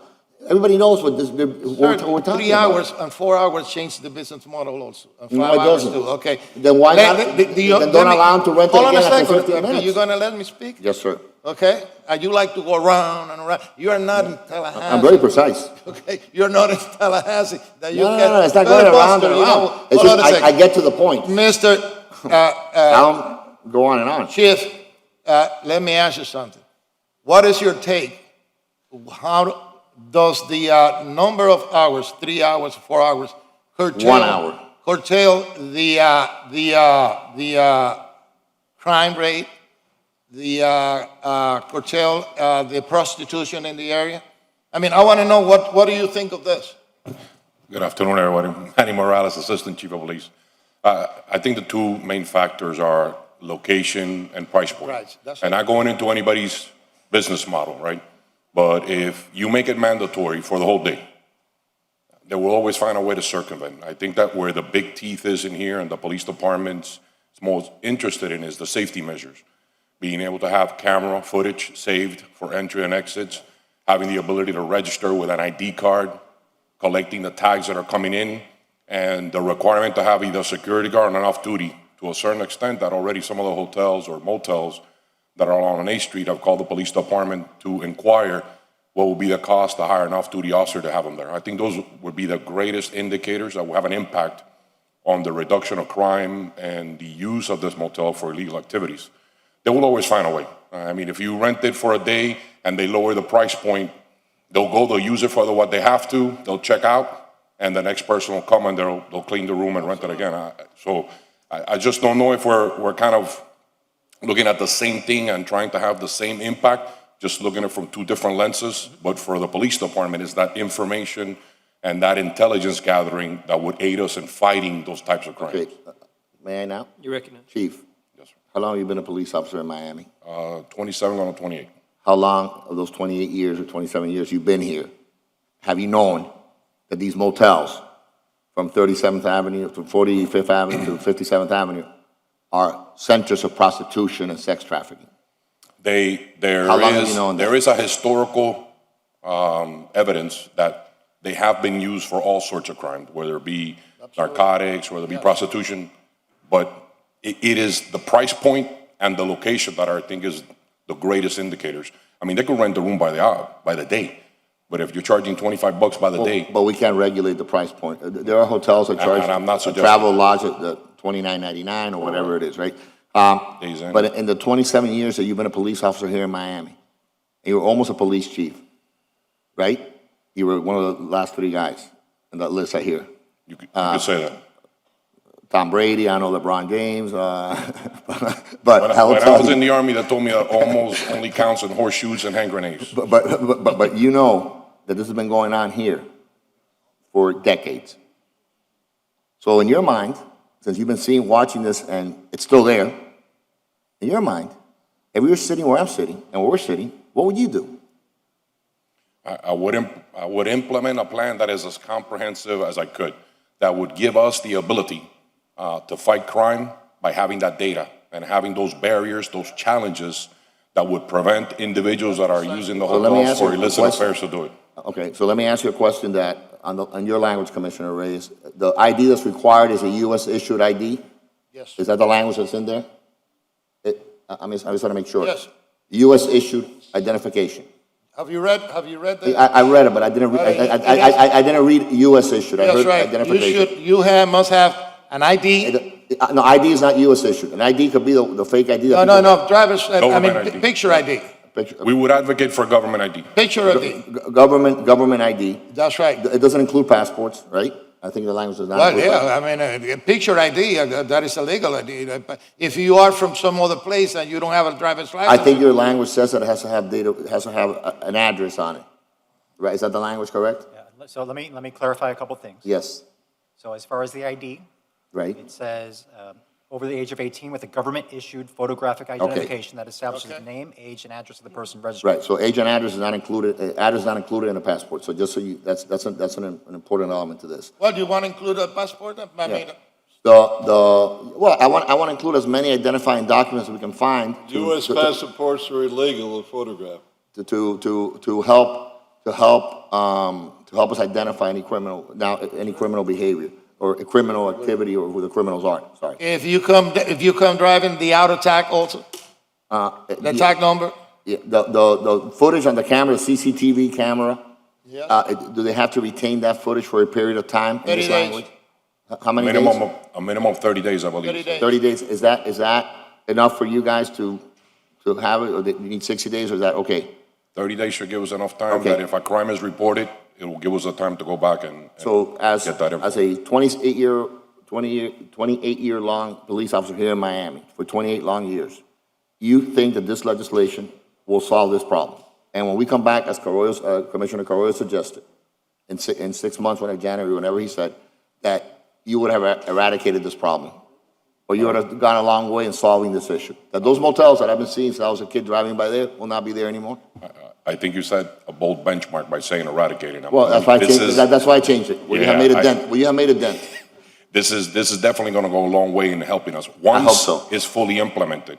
So I know it's going to take a little bit of time for them to be able to establish the CCTV, but once we have the requirements in place, it's going to make a difference, a noticeable difference. Okay, and Commissioner Reyes, if it doesn't, will you come back and we'll address some of this? Absolutely. I mean, I'm not sold in 3, 4, 5, 6 hours. Yeah, what I want to do is, we have a problem. We have a crime problem. I got their input. I got the state attorney's input. They are the ones that, I mean, I didn't pick the time. It was the state attorney that recommended. What I want to do is, let's give it a chance. I mean, what we want to do is not to get rid of any businesses, but curtail crime, prostitution, and human trafficking. That's the intent. Now, if it doesn't work, we come back and we retool it again, because this is the beginning. This is and whatever it takes, we will do it. But we will do it not because I or anybody else that it is not faced with a problem daily like they are. You see, some experts will come and say, now we need this added to it. And I'm willing to go as far as you want, maybe 15 minutes. I mean, I don't care, okay? You see? But let's start. This is a great start, in my opinion. And if the police department, if the state attorney comes, because they are very much into it, they are partners with us. They partner with us. If they come and they say, we need additional constraints, let's go. Good, I agree. Commissioner Reyes. The only thing that concerns me, Commissioner, at the end of the day, this will be my last comment, is that why haven't they come to us before? Why hasn't the state attorney come to us before? Why hasn't anyone proposed this before? This has been going on for decades. If there's a concern, why haven't they come to us before? No, because she didn't come to us. I came. I'm the one, too, because I know that they, for example, the other day we have an operation in one of those hotels where our police department and the human traffic division, they were working together. But we never had I think that nobody took the initiative. In that aspect, I thank you, because you are the one that triggered. You see that we want to do something, and when you talk about human trafficking, I knew that the state attorney, they have a division. I said, but why not work together? I agree. Okay, and that is why. But now that we're working together, now we have the avenues are open, the communications are open. If they need any additional restrictions, let's go for it, Okay, thank you, Commissioner. okay? Is there a second to Commissioner Reyes' motion? I'll second that. Mr. Chair, can I clarify one thing that Chief Morales has stated? What I heard him say is that once the prostitutes are done, then the next person will come and use the room. As drafted, this states that not only is it a minimum of 3 hours, but the room is no longer available during that 3-hour period. So it cannot be re-rented or reused by another prostitute during that three. That makes sense, absolutely, yeah. How I like many that. hours are we finally putting in? The same thing that it is here, 3 hours. If we need more, I find myself in the odd position of agreeing with Commissioner Carollo that I like the 6 hours. what? And what's the big deal? I don't know, but 6 or 5 hours, 4 or 5 hours. You see, there are other hotels that they are 5 hours that are here, and I don't want to do. Have an ordinance, any law that could affect, that had, consequences or foreseen consequences that would affect all the businesses. You see? And what I want to do is, let's give it a try. If it doesn't work, let's come back, okay? And just a question, how do you, to enforce this, do you go back through their books and for example, if it's a 3-hour, that means they can turn it over 8 times in a 24-hour period, correct? Correct. So you go back through their books and see if that room has been rented more than 8 times in a day, and that would be a violation? I would have to take a look at the specific language where that can be implemented. We into have Part to of our implement section. ourselves. And if it is 1 hour, we need somebody to be checking it. If it is 5 hours, we need somebody to be checking Commissioner it. Reyes, I'll vote with you on first reading, but I too am hoping for a longer period, for less rentals per day, because 8 turnovers for 1 room in a day is a lot. That's why I thought 6 hours. 6 hours is fair. 4, That's yeah. 4 That- turnovers. Let's say 4 Okay. hours, 4 hours then. That's it. That it will be 6 times. Because you think that I don't see lines in those hotels, they said, I think their A minute. business, I think their business model is the same way as a restaurant. It's how many tables you turn over. Okay, And so that's why. let's go, let's change it to 4 hours and give it a time. Yeah. Does the Okay. seconder accept the amendment? 4 hours for now, and if it 4 doesn't hours. work, we'll First take reading. it. If it doesn't work, come back in January. If it doesn't work, Well, this doesn't implement the law, this is only first reading. I know, It's- but we can't have the conversation amongst ourselves, so we just gotta have it now. Oh, okay. Yeah, when we go to How do second you reading, whether it's maybe working? we'll take the 6 hours in second reading. But I'll accept it for now at 4 hours, and maybe we'll have a debate, and maybe we get there, I don't know, we'll have, that's sort of what I wanted to you know defer. what I would like to see, sincerely, what I would like to see is this being implemented as fast as we can. Because there is also a misconception here, and I know it because I live very close to those motels and to that area in 8th Street. I live in 53rd Avenue, and I've lived there for the past 52 years. And I have seen everything that happened. Just as you asked, the question that you asked, Chief here, that same thing happened in in Biscayne Boulevard. We don't only need this, we need to use also the different tools that we have, nuisance abatement, code, and everything. That's what this is going to do, you see? And that's what happened at Biscayne Boulevard. It was not only attacked because, the prostitution didn't leave Biscayne Boulevard because they were a limit of time. It is because the motels, they were cited because of nuisance abatement, codes, and the police. There was a very active police presence. And that's a very good point. Okay, but let me finish. You see, many people believe, and I've seen and I heard even the Coral Gables mayor, the biggest concern and the biggest complaint that I have in my district, okay, in that area since I moved there, is that the prostitutes, they walk 8th Street, but they don't go into a motel when they find a customer. They go and they park in front of the neighbors and they perform whatever they perform, or they do their business there, and then they leave, you see? most of the times, and I'm doing and correct me if I'm wrong, most of the times when we talk about human trafficking and girls that they have been kidnapped, they are kept in the hotel 24 hours. It's not only 3 hours. They're kept in the hotel for 24 hours. There are Johns that they come and they rent a room for the whole day and they just give the key to the prostitute.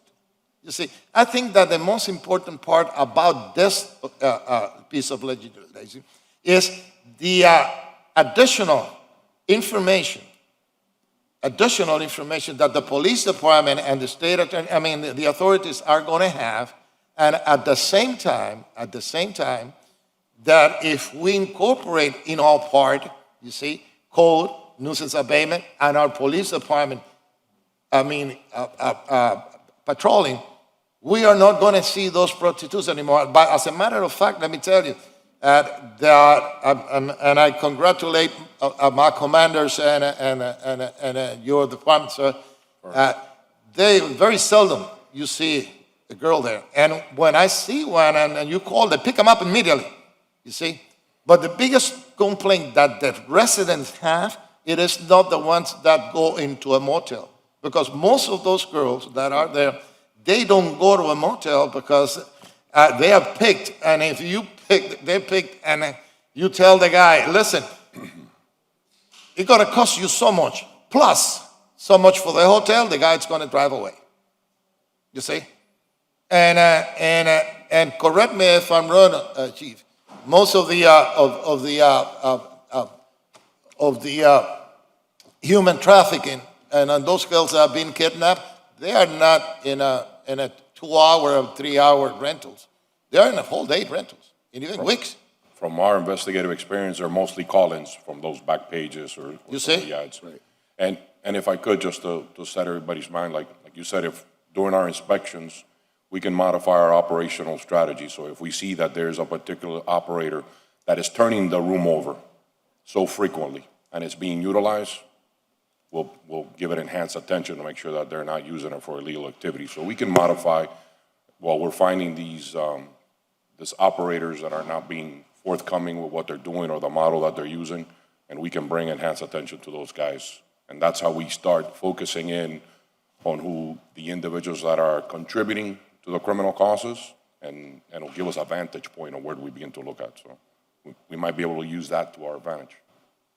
Thank you. Is that the only amendment, the hourly, or was there other amendments proffered? That was only the. Okay, so currently, there's one amendment, changing it to, No, there was a second one that I had mentioned, and that was bringing it back in January Okay. with Yeah. our police chief and the police chief of Coral Gables to be invited to present us how they feel this has worked out If it up had to worked. that point. If it had worked. so second reading would be the first meeting in January? Is that First meeting. amenable to the mover and seconder? No, second reading is next commission meeting. Next It's commission. not We have to the implement- amendments for them to come back Okay, with a then I report. misunderstood. That's right. Okay. We have to implement that as fast as we Second, can. second reading would come back July Unless 27th? July the 22nd, yes. city attorney feels that we could pass it today in a second reading in an emergency ordinance. And implement it tomorrow. If there's a finding that this is emergency, you can. But my suggestion is this come back for second reading July 22nd. We can amend the end of You the don't want to be ordinance subject to to challenge. include a requirement that the administration, along with Coral Gables and whoever else, come back with a report in January as Okay. requested by Commissioner Correa. Got it. Mover and seconder agrees to both amendments? Yes, sir. Yes. Thank you. Any further discussion? All in favor, say aye. Chair, Chair. I'm sorry. Well, Please read- We please read we into the did end record. up with 4 hours, correct? Yes. Yes, okay. Let's make sure we're clear, okay. It's an ordinance of the Miami City Commission by a 4/5 affirmative vote, amending Chapter 31 of the Code of the City of Miami, Florida, titled Local Business Tax and Miscellaneous Business Regulations, by creating Article 5, titled Hotel and Motel Regulations, to address human trafficking violations, and by creating and providing definitions, minimum requirements, remedies, and penalties, containing a severability clause and providing for an effective date, as amended. All in favor, say aye. Aye. All right. Any opposed? Motion passes. Aye. Hey, what, You got me, right? Motion passes as amended, coming back on July 22nd for second reading. fellow commissioners, what I want this to be a blueprint for things that we can change and we cannot. Mr. Manager? Just a moment, Commissioner Carollo, what did you want to do with FR2? We're going to defer, indefinitely defer. There's a motion for indefinite deferral of FR2. Is there I a second? second the motion. Seconded by Commissioner Reyes. Any further discussion? All in favor, say aye. Aye. Motion passes. Go ahead, Commissioner Carollo. Mr. Manager, is there any particular reason why the police chief wasn't here today to address us in this issue? Yeah, he's actually attending a wedding, a family event, so he's out of town. Okay. Thank you. Thank you. I'd like to take up the last action items before we go into the discussion items. So PZ1, is there a motion on PZ1? So moved. Moved by Commissioner Diaz-Labortia, Second. seconded by Commissioner Watson. Hold on a second. Sorry. This is the rainbow, This is. Let Commissioner Watson move it. okay, moved by Commissioner Watson. I'll Yes, seconded by I Commissioner will second, Diaz-Labortia. but there is a covenant. I'll second. There's a covenant that I want to place as part of this. We have, and I thank you. You see, I want you to prosper a covenant because we got 100% of the apartments are below 80 or below percent. And it makes me happy that we are, Commissioner Watson, you are really, really working very hard to bring real affordable housing to your neighborhood. And congratulations. Thank you, sir. Commissioner, so I understand, is this a voluntary covenant proffered by It's a the covenant, applicant? it's a voluntary. Do you see how voluntarily he is? Yes? If I may, if I may, Iris Escara with offices at 333 Southeast 2nd Avenue. We wanted to introduce into the record, there's actually a letter from the Housing Trust Group that describes the program. I did want to make a point of clarification. The covenant that's being proffered is only relative to Housing Trust Group because this is a Miami-Dade County property, so we cannot covenant the land on behalf of Miami-Dade County, but we will covenant as long as we are the leaseholder that this is their intention. And the program, they are getting federal funding that actually regulates. There's going to be several covenants and restrictions on this site because of the different variety of funding sources that there are. But as to the rezoning, we're happy to put that into the record in accordance with the letter that we've provided and we'll introduce into the record. Thank you. Does the mover and seconder accept? Yes, but I want to Yes. clarify that Yes, sir. Yes, sir. the covenant is for the property. It's on the property, It's on but the as to property. the leasehold interest, I can't sign Yes, on but I behalf of don't- Miami-Dade County. I I'm don't- only a lessee. I don't want anybody to come in, get the property and change this. Well, She can only speak for her client. I can only speak for the client. I can't speak Okay, for Miami-Dade okay, County. well, I really hope that we will not Right. allow it. It's already got an affordable Yeah, housing my- covenant today on it as it exists. Miami-Dade County won't be able to do anything different than, we have what we need. Okay, okay. Sure it's not an RTZ? All right, PZ1 on first reading. Please read into the record. Ordinance of the Miami City Commission with attachments amending the zoning atlas of ordinance number 13114, the zoning ordinance of the city of Miami, Florida, is amended by changing the zoning classification from T4L, General Urban Zone Limited, to T50, Urban Center Zone Open, of the property located approximately 2000 Northwest 3rd Avenue, Miami, Florida, as more particularly described in Exhibit A, making findings, containing a severability clause, and providing for an effective date. All in favor, say aye. Aye. Any opposed? Motion passes as amended. If I can ask the commission for one indulgence, if second reading can be on July 22nd, it was the original anticipated second reading for this item, and it got deferred until this meeting for first reading, so I just want to make sure that the record is clear that second reading would be on July 22nd. Commissioner Watson is nodding, Director is shaking. Second reading has been noticed, so it can't be the next meeting. It cannot be the next meeting. Cannot. It can't be Meaning it next has- meeting? It cannot be the July 22nd meeting. That's already been noticed, and this wasn't part of the notice. So there is no time to notice it, is what you're saying? There's no time to notice it? Mrs. Scar, you know the calendar. Yeah, I didn't realize that the newspaper ad, I guess, went out. Is that what you're saying? Yes, ma'am. You meaning that it's already been noted, this item hasn't been noticed for second reading yet? Correct. This item has not been noticed for second meeting, and You're the saying there is noticing no has time passed. to notice it? Yes, sir. What's the How time? many days? 30 I'm days? curious. How many days you need to notice it? Yeah. I know in this case that they have gone out. The mail notices have gone out. But that's not the That's question. not the question. The question is how many days is necessary for it to be considered noticed? I'm hearing from my hearing board staff that it cannot happen. Let me get the exact numbers. Well, tell us what They can prefer it happen. not to happen? Is there a rule? Is there a law? There ought to be a law right? How many days to notice something? They've already been to the post office. Is there a practice? Well, they can renotice it, I mean.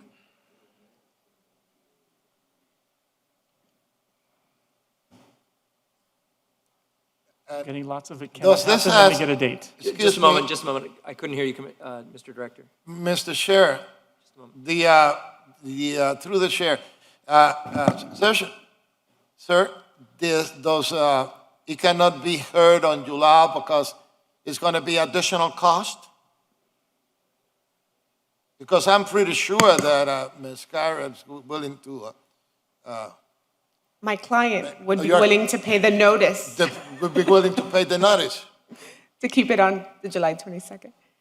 What, Otherwise, it goes beyond the summer. well, of Right, course. because then what happens is we miss August. Of course. Correct. What I want to know is why we can't have an immediate answer to how many days it takes to notice something. Well, that's a I mean, good That's question. kind of like something that should be right off the top of your head. How So many it days? depends. It depends on the item. It depends on how big the property is, a few things. So if we could just check with hearing boards, they normally have the items. I am check- The other problem is if it was noticed to a particular date, we can't now notice it for earlier. No, that's So not the case. Let's just That's see not the case. what went out. Madam City Attorney, this has not been noticed yet. The debate is on whether or not there is enough time to notice it for the July 22nd meeting. Right, because it can't be noticed, we just passed it. We haven't passed it yet. Correct. So the requirement is that it's 10 days before the meeting date, but we actually then have to assemble and send it out, and we won't be able to do it for the next meeting. By July 12th. I don't understand. By what? Wait a minute. No, Whoa, no, whoa, whoa, that's whoa. Just a moment, This just a sound moment, like, just a this moment. sound like that You neighborhood can't do it definition. tomorrow morning? So, Just a moment, Yeah. just a moment, everybody. Really? Just a moment. So Really? 10 days before the meeting date, what has to happen? Then It has to be mailed out or has to be received? What is they have it? to be mailed out. Mailed out by July 12th. no, July 10th. Why? So it The gets meeting's there on the by July 22nd. You said 10 days before the meeting date. The meeting's on the 22nd. Right. So 8 to 10, 12 to 10 days would 22. make, 10 business days or 10 calendar days? Can we mail it tomorrow? We don't have the information to do that. How about Saturday? but I thought we just passed the Is information. it gonna work Saturday? Again, your professional planning staff is saying that we can't do it in time. Well, that's because they've never done it fast. That's the problem with government. That's the problem with That government. unfortunately is not true. They work very There's a fast. rule that says 10 days. 10 days is 10 days in any book. They're gonna lose an entire month and a half because they can't come back till the beginning of September. And why? I understand what the huge obstacle is here. What's the difficulty? Because if we have difficulty, the city of Miami has difficulty noticing something like this quickly, then we have bigger problems than we're talking about right now. If it says 10 days, it's 10 days, right? I'm telling you that we will not be able to do it in time. Our resources are not available to do it in time. The What's involved? posting, the mailing, the advertising, it's already been done for the next meeting, and to do it all over again, we won't be able to do it in time. What's the process? It would require noticing, mailing, and posting. Can't you notice a singular item? We can, it's just it's the resources available to do so. We'd have to get the mailings, we'd have to put them together, we'd have to send it out. How many mailings are we talking about? This is what I do for a Caesar, living. Caesar, This is what I is do it for a the living. 500 feet? Is it the 500 feet mailings? Is that what we're talking about? And all that takes to go into that? Yes. Yeah. Commissioners, that is a tough thing to do, but they can advise. Is there direction to make best efforts from this body? I'll move that. Well, they're telling us they're not gonna do it. Even though They're saying they don't have the resources to get it done. It's not that Mr. it's Manager, impossible. let me It's not ask the that it's manager. legal. Mr. Manager, it's legal. I know it's legal. He already told us. Mr. Well, Manager, let me ask the manager. Do we have the resources to do this, Mr. Manager? Attorney. Let me ask the manager first. I'm just curious. I want to hear his answer. Is it on? Okay, so I'm going to defer to my planning director. I trust his judgment in terms of whether he has the resources. I know what his staffing issues are currently. And he's dealing with a lot of challenges in terms of replacing staff. So I'll concur that he's very shorthanded in terms of getting this process out. If he says that he can't because of the resources, I absolutely But once he has resources in the future, he'll be able to do it, right, you think? I would hope so. I would hope so, too. He's pretty much in my ear all the time about Well, it. here's a question. Why have all the notices for the next meeting already gone out if we haven't yet voted on many issues at this meeting which might go on that agenda? If the requirement's 10 different. days, if the requirement's 10 days. It's different issues. So when you reset something, when you notice something already within the 500 feet and then you reset the item, people are on notice that that item gets reset. It's when you do it for a different date and there's no notice of that new date that notice is an issue. That's not the case here. That's not the case here. In this case, this item has already been noticed for first reading. So we have the list of people. We know exactly where and how to notice it. It's just a process of sending it out. But they've already done that process for everything they're expecting to come on July 22nd. So they don't want to go back to the drawing board and start over for this one item. Even though we didn't vote on this yet, have we voted it down? So, Madam City Attorney, we've heard what we can't do on our side. Is it illegal for them to prepare and use their resources if that's what they like to see their resources used for? After all, what we just did made them more money. So can they pay for it? I guess I need to ask a few questions. One, has any type of notice gone out for this item? That is the question. No. First reading, yes. Yes, No. not for second reading. Not for second. By the way, those fees have been prepaid as part of the rezoning application. So just wanted to put that out there. Would there be any confusion on notice issues? That is my question to the planning department. Has any type of notice gone out for this No. item? Not for second reading. Okay. So then if they don't have the resources to do it timely, then we would have to ask Mrs. Scara if she would be able to give us assistance if she wants this item a little earlier. So legally, they can do it, right? They can notice it, or give us the resources to notice it, Mrs. Scata's client. If there is enough time, if it's the 10 days, and remember, some of these notices are different. That's why you can't, it's hard to memorize all of them.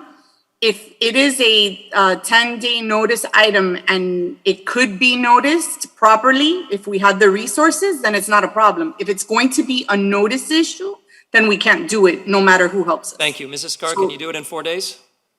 Definitely. All right. And just so you know, it's publication in the newspaper, mailed notice, and postings. I may need some of the materials of the postings from the city, but we're happy to go out there and post them, take pictures, and confirm everything with regards to it. It's the same notice that they did for first reading, correct? It's the same notice as first Identical. reading, except for second reading. Okay, that's, of course, but everything else is the same. Mostly Right, but everything. I don't know that we can have the postings that are supposed to be done by city staff and all that to be done by, we don't outsource those things. So Okay, that would be problematic. That was not probably. clarified then, Mr. Director. Is it not possible for the applicant to send out the notice? Is that not correct legal procedure? Not the way we do it now. That's something that we would like to change, but it's not something that we can do now. So really the question is, can they, That's right. 8-4, can they prepare what's necessary, their resources, and bring it back to the city, review and send out in the 4 days? I guess that's what we're asking. Since the department is challenged on resources, they're gonna prepare, because they'll do this and have it ready for them tomorrow. They'll get it back to you. And what's 4? Monday? Monday is the deadline. Monday's the deadline. And then you can send it out on Monday. Mr. Director, I think that we should take into consideration that if we don't do it, we don't have the second reading on the 22nd, there's no meeting in August, and these people won't be able to come back to us until September. And at this meeting, this decision was postponed from previous meeting that we had. It's not to the fault of their own, you see?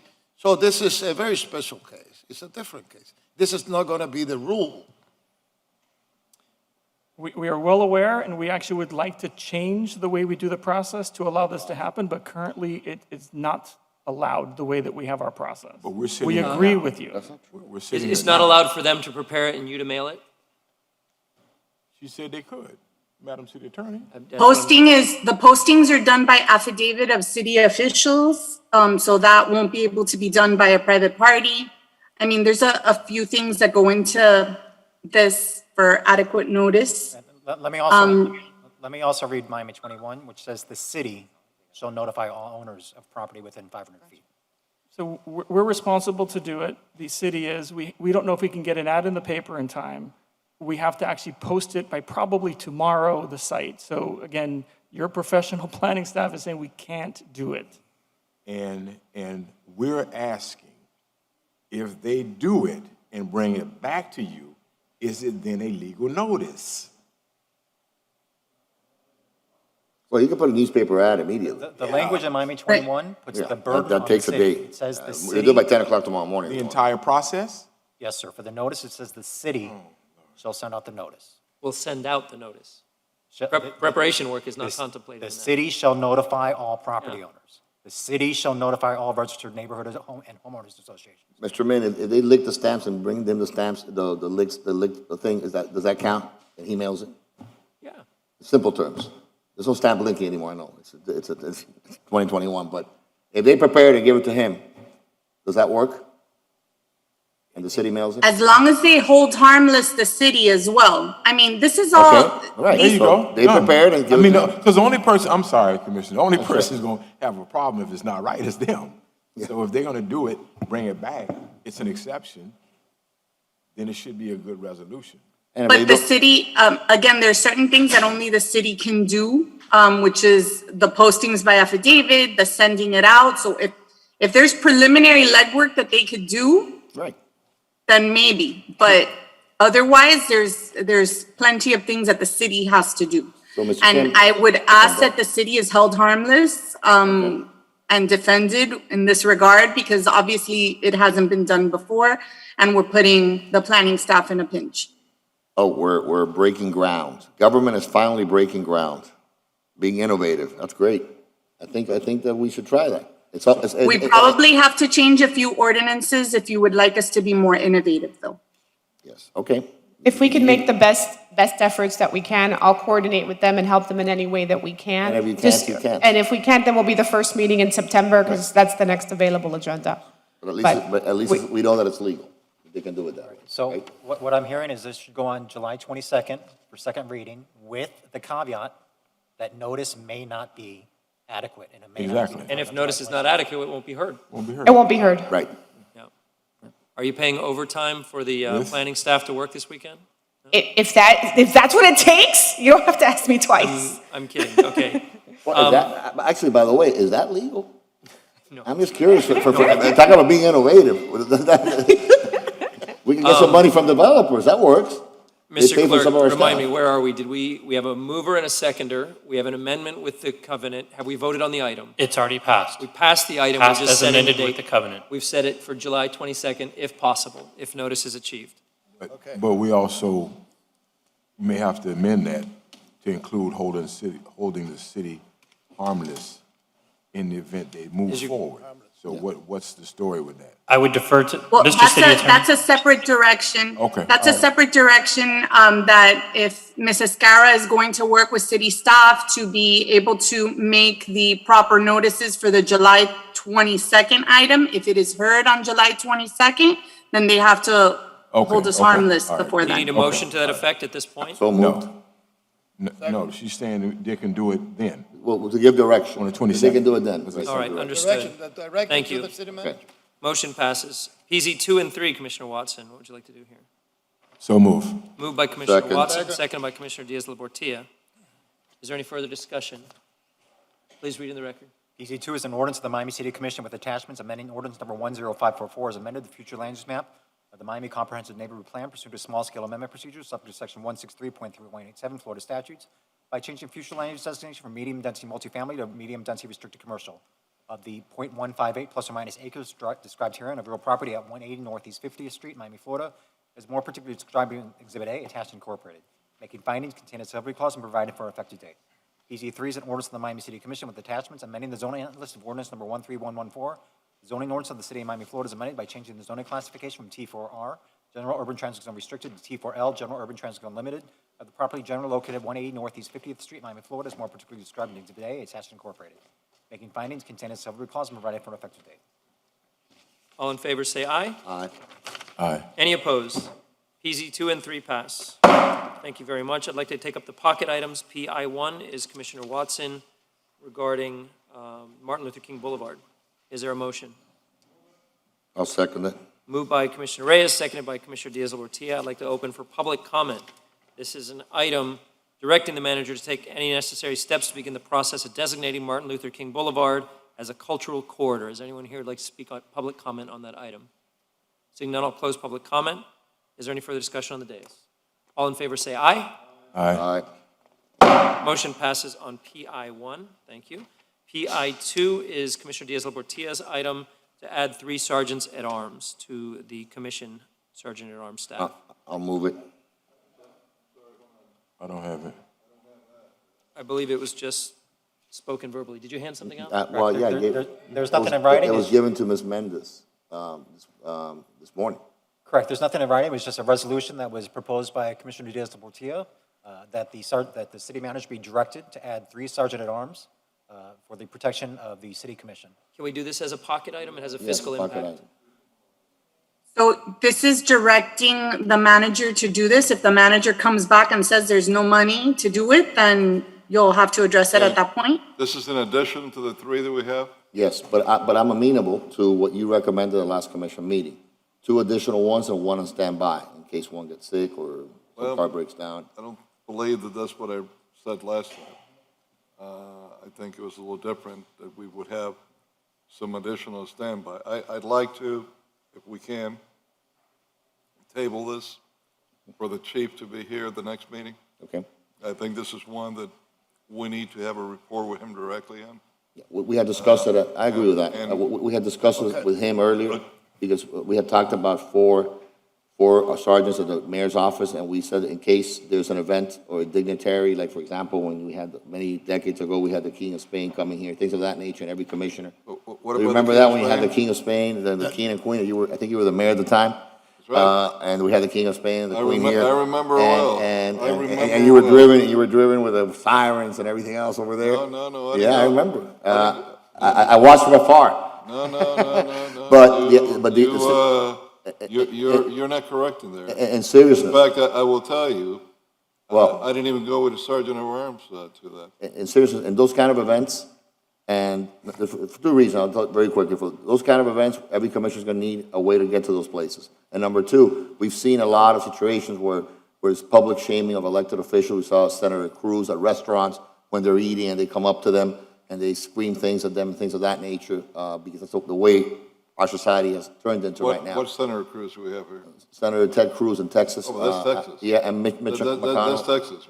I understand, but the point is that You've been traveling to Texas? I go to Texas. I travel all over the world, as you know. I travel all over the world. I don't know about that. Yeah, I've been with you to certain I parts. don't know about that. Commissioner, if I may recall what a conversation, as I recall it, with the chief, was that the chief was going to identify 3 sergeant of arms that are going to be in reserve. They were going to be used as needed, That's what I remember. Right. as needed. That's what I recall, but But he never agreed to it. okay. So Well, right. let's wait until he comes back. Okay, I agree with that. I agree with that. So we make it official. Correct, I agree. I think that one, the chief needs to be here for that too. We have to look at budgetary constraints. 3, I want to make sure that this is what we really need, and I'm not convinced at all. This is why, what I recollect that I had suggested before was that we have the 3 that are working full-time for the commission, and then 3 others would be identified with names already, that if there was ever a situation where additional ones were needed, they could be called upon, and if somebody had a sick day off, and there was 5 of us, for whatever reason, which would be very uncommon, needed 1 each day, and somebody was off, that we would have then 5 available. Yeah, that's, But I'm very conscientious at the cost in pulling more officers out from the streets where they should be. And let me say this to you. There's been a lot of talk about defunding the police and how much Commissioner, don't, this is not where I'm going. come on. No, That's no. such a reach. No, First of no, all, I'm- identifying 3 first police, of all, we just I'm- want to know, that's such a reach. I'm not going there. But- You're frowning without even letting me finish where I'm going. Where I'm going is that this commission, this city, has had talks about not defunding the police, and I'm not comparing that to doing this in any way, because we're not defunding anything. Of course. You still have people that are being paid. But where I'm going to is that we took, without saying a word, the manager did, a lot of police positions that were frozen. And from what I'm being told by them, they're not all coming back in this next fiscal year. So I don't know what the heck you call that, but when you freeze positions that you had, and then in the next coming fiscal year's budget, we're only putting a fraction of them back, I don't know if this is what this city should be doing now, especially the way we're growing in population, and crime, it's a fact, is going up everywhere. So I'd like to study that further, get the chief's comments and suggestions and ideas, and do it in a responsible way. Look, Sure. if any of us need additional officers, so be it. But Sure. I think we need to do it in a responsible way. Well, I I don't want to think- shoot from the hip on this. No, well, I'm not shooting from the hip. It's 6 of one, half a dozen of the other. Whether you identify 3 additional officers if we need them, or whether they're standing back there, it doesn't matter. It's the same thing, 6 of one, half a dozen of the other. No, We it still have does 6 matter. available, it's 6 available officers in case we need them. The conversation that we had, It's a different, well, I don't see it that way, but I agree, we'll table it. And I agree, and by the way, it's done responsibly because no one knew that the chief was not going to be here. I assumed, and I understand the reason now that he's in a wedding, personal matter, but I assumed that if we're going to have conversations about prostitution and sex trafficking in motels, that he would be here. So I assumed that he would be here in front of us when we were presenting this matter. And we had discussed it at the last meeting. It was very clear that the mayor's office, I completely agree with, I know you haven't been in agreement with, but I have no problem with the mayor having 4 police officers. But I think this commission has also to have its protection. We also have had threats, some more than others, I'm sure. I'm sorry, I missed what you said there first. That we have had threats, that we also have safety issues, and we have to make sure that all of us are protected. Of course, So that's the only issues. I think it's very have responsible. safety issues. So if we identify, if we The have 3. question is, how many do we need? Well, if we identify 3, if we have 3 standing there, that we don't need them right now, because we're here, right? They're there, we're here. And But if most of the time- if we need 3 more, if we need 3 more that we've identified, then the same thing. Most of the time, That's the only point. the 3 officers that we have assigned to the commission, at least 2 of them are not doing any work for any of us. And that's the point that I'm making, that I want to be responsible in how we go forward with this, and particularly when so many positions have been frozen by the administration in the police department, and we're not getting them back on what they're hoping to do on the fiscal budget for this coming October. I have a different frame of mind on that and what I will do, but that's part of the problem that I have. If we have a substantial amount of officers that have been frozen, we're not getting them back. I don't want to be taking any more people than we have to I agree the with that. streets. And that's the only point that I'm making. I agree. So we'll defer it till the police chief is here. Commissioner Diaz de la Portilla, just to be clear, since print is on Monday, do you want this as an agenda item then? Yes, ma'am. Okay, thank you. Good evening, Commissioners. Assistant Chief Sharice Gauze. I just want to clarify that we do have 4 dignitary protection trained officers on an as-needed basis should the need arise before the next commission meeting. Oh, okay, so, We are ready to go. okay, because Chief Acevedo never clarified that issue when he was. Yes, it was implemented immediately. Okay, perfect. Thank you. Thank you. Thank you very much. Okay. That solves that issue. Is that 4 in addition to the 3 that he's got? Yes, we have 4 on standby. You have 1 on loan here now, and as needed, we have 3 additional. Thank you. Thank That you. works. Thank you. Mr. Clerk, is any action needed on PI2? No, sir. No. I believe the, They already No, did sir. it. It's been set, it's been set for the next agenda, okay. PI3 was the reso that we passed on Vizcaya. PI4 is one that's been passed up by Commissioner Croy. Would you like to introduce it? We're talking about the pocket item that I have. Yes. Give me one And I think it's second related here. to DI3? I was passed out. Here is the reason that I'm bringing this pocket item up. So I'll move that. Thank you. I appreciate it. Second. I would second it. When this commission passes legislation up here, we expect the administration to follow through. I mean, we just don't create resolutions up here or ordinance for the sake of it and then not care if nothing is done with them. Let me go through a series of code enforcement legislation that has been passed in the past.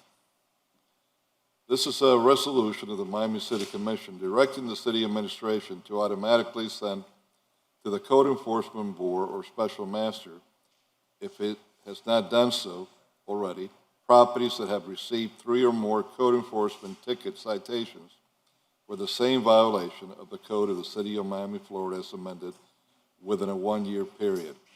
This was passed July 29, 2016, before 4 of us were sitting up here. And this is not being enforced at all. Let me give you another one. This is November 15, 2018. This is an ordinance of the Miami City Commission amending Chapter 35, Article 9 of the Code of the City of Miami, Florida, as amended, titled Motor Vehicles and Traffic Valet Parking, more particularly by amending Section 35-312 of the City Code, detrimental denial, revocation, or suspension of permit, removal of equipment or person or property of the permittee, operator, and storage fees to provide for the establishment of additional penalties upon finding of guilt by the Code Enforcement Board for failure to properly pay and/or report fees for valet parking or operational fees for parking facility surcharge, or failure to submit accurate records and or failure to allow examination of records or otherwise fully comply with the regulations pursuant to the Cities of Miami valet parking ordinance, et cetera, et cetera. This came about because we found that there were valet operators that were cheating the city in tens of thousands of dollars, serious monies. They were stolen, in essence, from the city of Miami. I don't know what we're doing to follow through to make sure that valet operators across the city are coming through and paying. I got very few in my district. So this needs to be looked at. I don't think it is. Here's one, March 14, 2019. A resolution of the Miami City Commission directing the city manager to establish a policy regarding commercial and other non-commercial properties that allows property owners a reasonable time to comply with any code violations pursuant to Chapter 162 Florida statutes not to exceed 30 days. Further directing the city manager to establish a policy for commercial and other non-residential properties, repeat violators and or subsidiary thereof, that requires properties that have not been brought into compliance with the original time allowed to appear at the next available board hearing. B, requires properties within 3 violations within 5-year period to be referred directly to the board, and C, disallowing additional extensions of time without prior board approval. I know that in numerous cases, this is not being followed. And I don't know if any of you have received any plan by the manager on this, but I certainly haven't. I don't know if anyone has, because I don't think it's ever was implemented.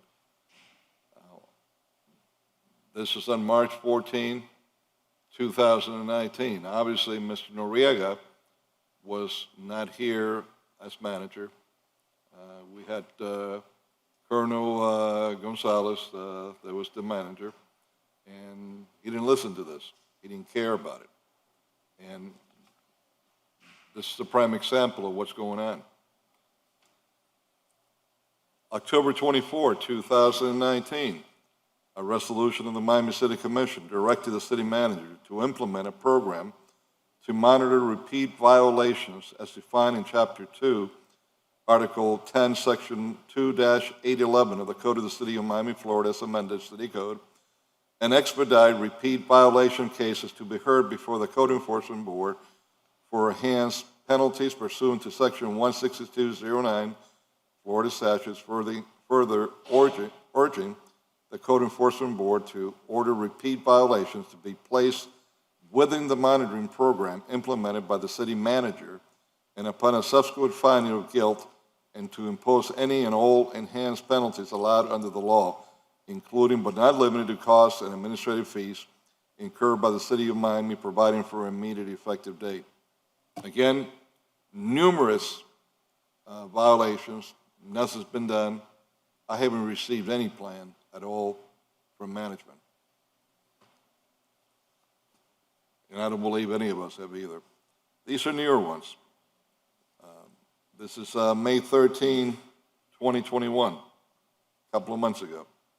A resolution of the Miami City Commission recommending the city manager determine the sufficient number of building and code compliance department staff that are needed to efficiently handle the real-time complaints received during the night and weekend shifts, which occur Thursday through Sunday each week, to add a Sunday overnight shift in addition to the present Thursday, Friday, and Saturday night shifts, and to determine if other days of the week should be added for evening shifts.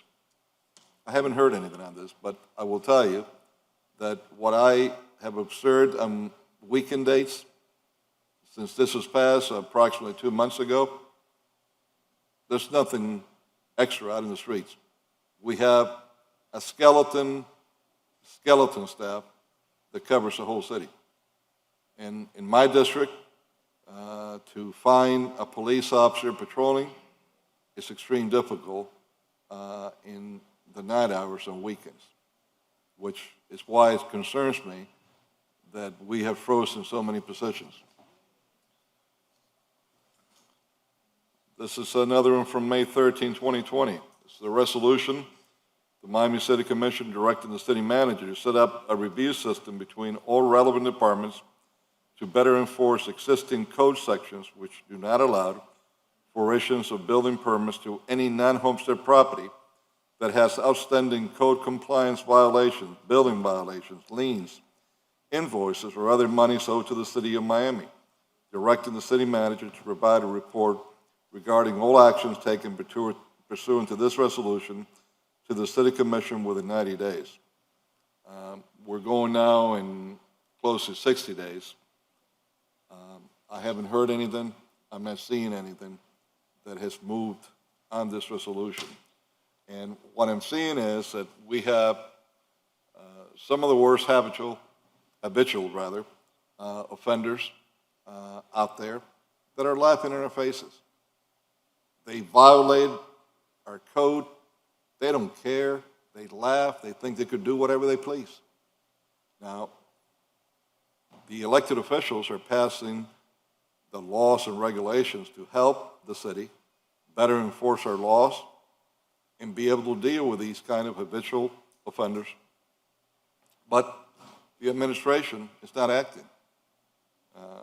So therefore, and by the way, everything that we're discussing here has to do with non-homestead properties that are not residential. So this is a resolution of the Miami City Commission directing, and this is the one now that's the pocket item, directing the city manager to report to the City Commission within 15 days the status and code enforcement. Now, how many days is it between now and the next meeting? See if I need to change this. 14?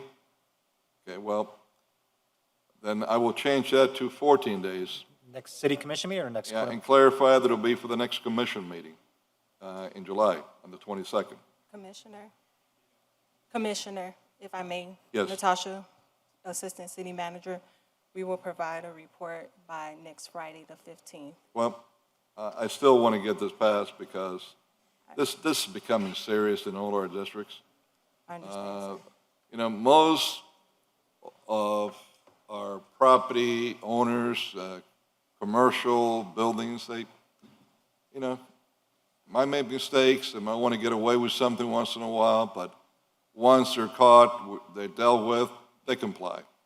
But we have some that are habitual offenders, that is time and time and time again, and this has got to stop.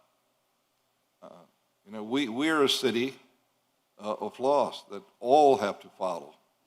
So, again, a resolution of the Miami City Commission directing the city manager to report to the City Commission by the next City Commission meeting, July 22nd, the status and code enforcement legislation adopted by the Commission as it retains to Resolution R-160372 adopted on July 29, 2016, directing the city administration to automatically send all properties that have received 3 or more of the same violations within the same year to the Code Enforcement Board or Special Master, ordinance number 13809, adopted on November 15, 2018, regarding violations of valet parking and parking surcharge requirements pursuant to Section 35-312 of the Code of the City of Miami, Florida, as amended, City Code, Resolution number R19-0112, adopted on March 14, 2019, establishing timeframes for commercial and non-residential properties to be set for hearing following a notice of violation, Resolution number R19-0421, adopted on October 24, 2019, directing the city manager to implement a program to monitor repeat violators and expedite hearings for those violators and provide for continued monitoring and for enhanced penalties as allowed. Resolution number R21-0189, adopted on May 13, 2021, directing the city manager to set up a review system to better enforce existing city code sections pertaining to not issue building permits when there are outstanding violations, liens, invoices, or other monies owed the city. And resolution number R21-0190, adopted on May 13, 2021, which recommended the city manager determine sufficient building and code compliance staff for night and weekend shifts, and to add a Sunday overnight, further subjecting the city manager to discipline should there be a failure to carry out the ordinance and directives. When a city commission, a city body, that the only power that we have here is to legislate and establish ordinance and resolutions, makes them to give you the tools to protect our residents, and they're not being followed or ignored, either out of incompetence, not wanting to. This is totally unacceptable, and this can't go on anymore. So I will make this motion. Well, actually, it was made and second. And I'm making it for the reasons that I've explained here today. And there are amendments, am I correct? Well, this is Something about it. the days. Well, the only amendment on this motion is the date I had within 15 days. Now is 14, which would be on the 22nd of July. Mover and seconder accepts? That's Commissioner Diaz-Portillo as the mover, and I believe Commissioner Reyes was the seconder. All right, so we have a motion, a second. Is there, I'd like to open for public comment, if there's anyone here who'd like to speak on this item. Ace, you'd like to speak on this item? Good afternoon, Commissioners. I would just like to provide an update related to this particular item on actions that are being taken to flag projects that are have active violations from fire, from solid waste, from code, and from building, so that they're not even, so they will be prevented to apply for a building permit. They're going to be given a copy of all of those violations, and it will be required for all of them to be cured before they are able to proceed in the application process, unless the application, the actual violation itself needs to be cured through a construction process, such as those related to the Unsafe Structures Department. All other ones will be stopped in the intake process, and we'll be giving a copy of all of those violations so that they can cure those prior to proceeding. So that's in the works. I expect that to be done and deployed in the next 3 to 4 weeks. I also want to give an update on the night and weekend shift. We have 4 positions that have been identified in our proposed budget that will be dedicated for that. In the meantime, we have staff that are rotating in order to be able to do that work. But the intent is to add 4 additional staff for that shift. Thank you.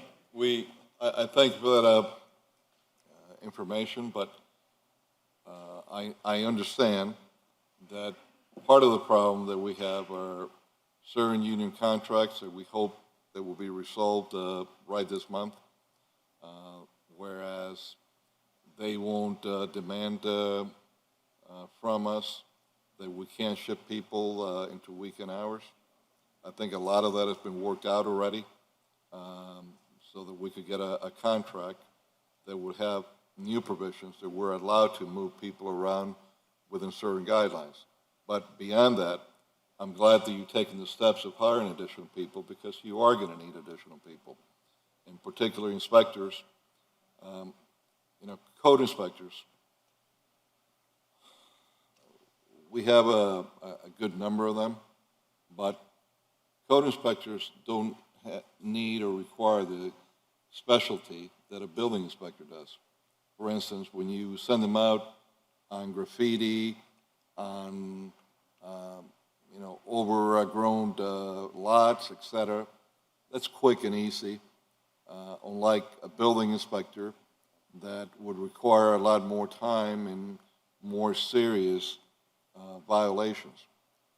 I don't think you have anywhere near the amount of building inspectors that you need, and I'm just looking on the numbers that you have compared to code. So I think that's another area that this city has to invest in. We have to put sufficient building inspectors with the training so that we could implement all these things that we need to do in the city. Thank you. Thank you. Is there anyone here to speak at public comment on PI4? Hello. Good afternoon. Brenda Betancourt, 1436 South 6th Street. I'm just concerned. We are going to be pushing the co-enforcement to actually get it fixed. We're going to help those businesses that still struggle to get to permit. Are we going to do co-enforcement just to have more fines? Or actually the city is going to be a little bit more proactive, and if we put a fine in a person or a property, the city is going to be assisting as well to help those businesses, because sometimes it's not just about to put a fine, it's co-enforcement is to keep the city clean. And we need to clean our city, no matter what part of the city. We still struggle with drainage problems. We still struggle with the garbage that they dump from other part of the county. So co-enforcement has to be done in the right way to help the city to be better. But at the same time, if those businesses need help or those homeowners need help, is any way the city is thinking how to help to get it done? Or is it's just only about putting fines? That's my question to you guys. Thank you. Thank you, Brenda, but I don't think you were hearing what I was saying. First of all, none of these resolutions or ordinance have to do with homestead properties, residential properties that people own. We're talking about habitual offenders and putting code enforcement back in to make sure, like I said, that small business know that they have to also comply, but not necessarily do what you might suggest or think, that this is just to close down people for the sake of closing them down. It's obvious if you have a business that has some deficiencies, and they haven't had any problems before, that you cannot treat that business in the same fashion as someone that has had problem after problem after problem, and they have numerous properties, and their whole business plan is to do everything they can without permits. And this is what we're talking about here. Those that want to keep doing things in the way that things were being done before, not the way that this city requires it, particularly after Surfside. I mean, you're going to suggest to me that business that, for instance, had spent maybe as much as $750,000, $1 million in remodeling without permits, that didn't have fire sprinklers, they even built a second floor without permits, and I could go on and on and on, for 6 years. And that we need to take him by the hand and pat the little head, oh, we're sorry that, we finally sent code enforcement, building officials that do have eyes, that are not going to be afraid to speak up and do their job and what they're supposed to. And this is the problem that we're facing. I'm going to give you one example, since you live in Little Havana and you live in the area. You go by 7th Street, just before you get to 16th Avenue, on the left-hand side of 7th, okay? There are 3 gray buildings. Okay, well, I see you acknowledging that you've seen it. 3 gray buildings that were beautiful, nicely kept duplexes, where actual real people or real residents lived before the people that bought it. What they did in the midst of all this pandemic, they gutted all 3 buildings inside. So much so that in some of them, they had to use steel beams to brace the ceiling so it wouldn't cave in. Then the city caught them digging so that in residential property that had not been changed in warrants or zoning or anything other to make it commercial, they were digging 3 holes in each one to put grease traps, and the grease traps were in sight. So they could make 3 separate restaurants. And then they were digging through trenches to connect water lines. Everything inside these buildings were gutted, and our city of Miami code department caught them some 10 months back. Those buildings have been left exactly as they were when the city caught them. Windows broken, doors open, and this is how our neighborhoods are being destroyed by individuals like this that don't care. And they've left it like that. They have the gall to leave it like that. Now, if you were living in the duplex next door, how would you feel that this is what you have next door to you?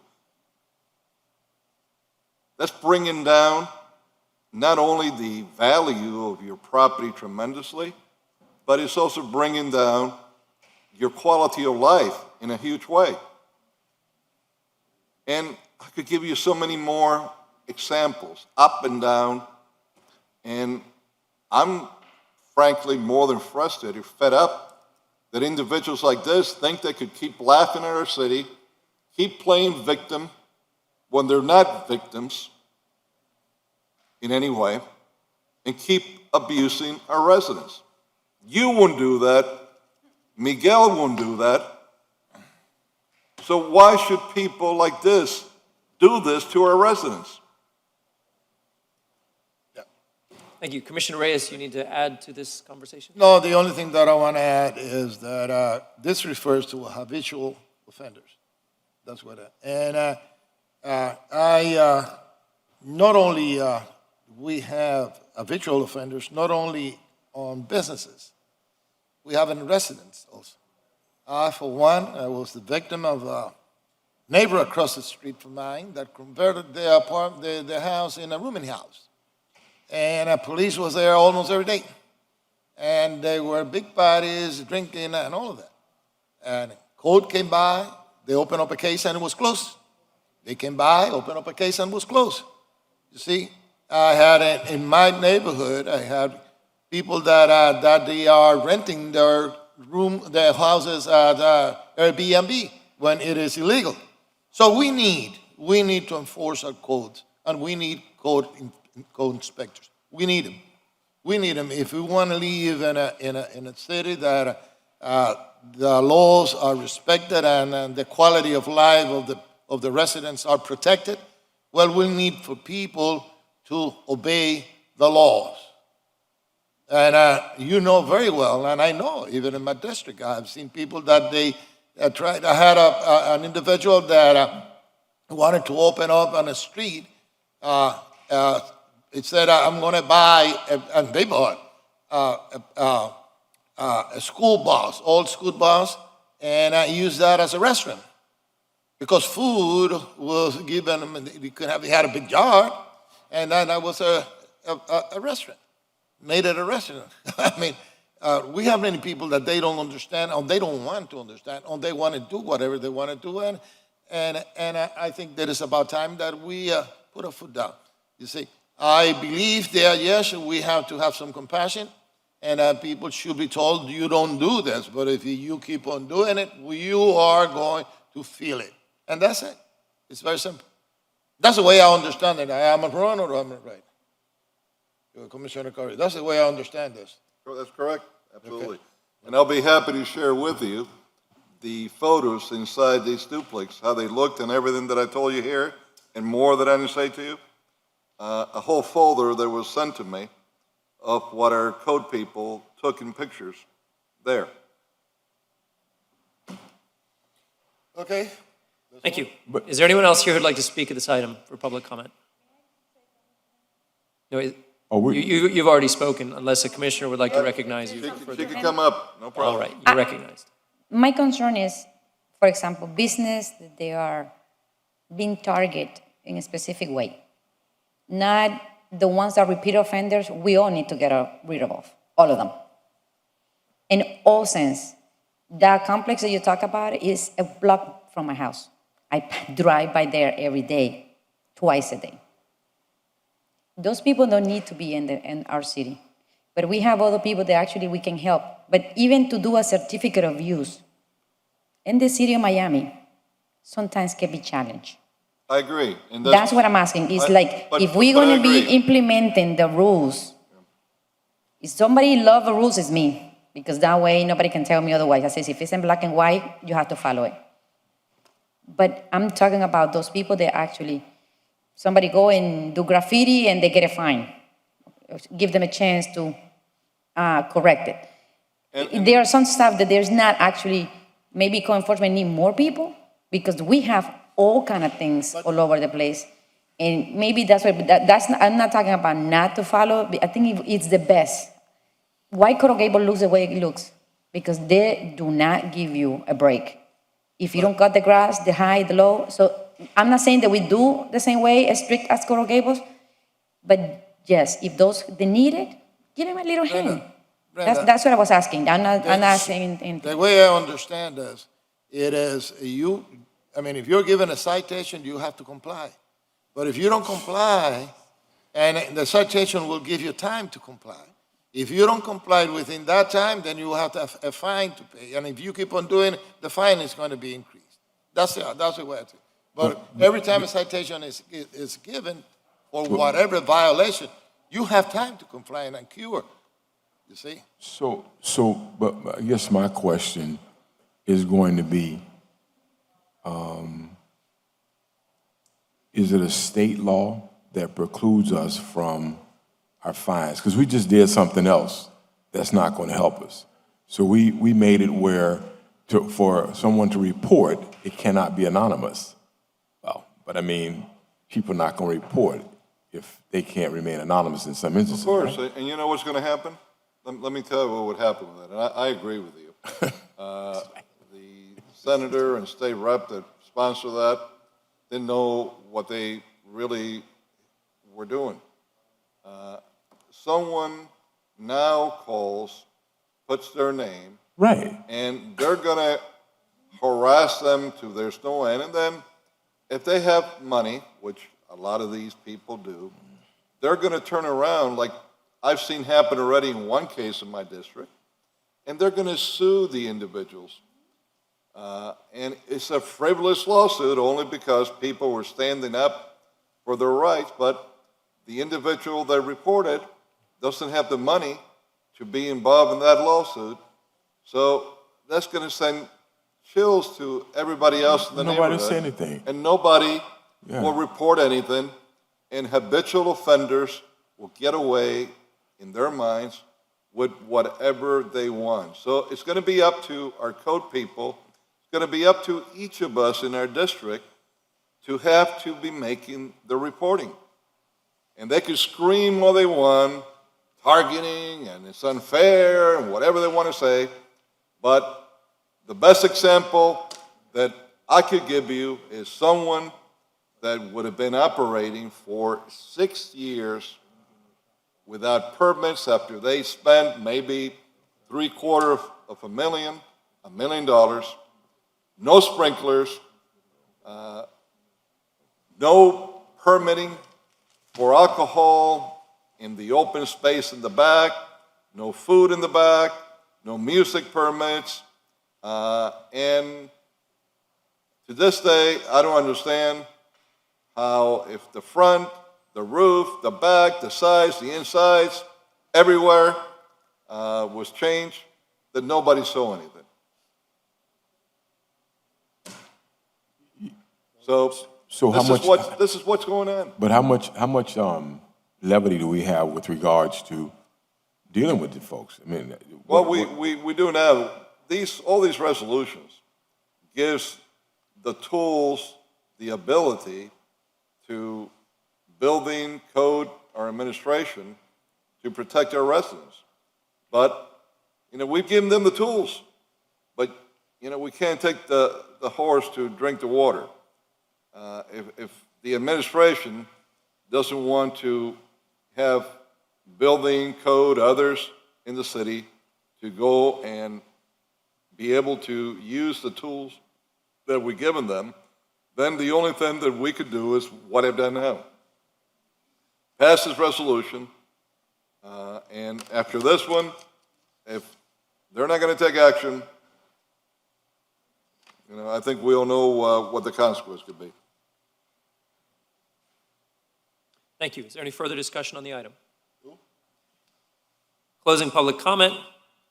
All in favor say aye. Aye. Any opposed? Motion passes as amended. Thank you very much. I'd like to take up boards and committees, please. Which one? Boards and committees, appointments.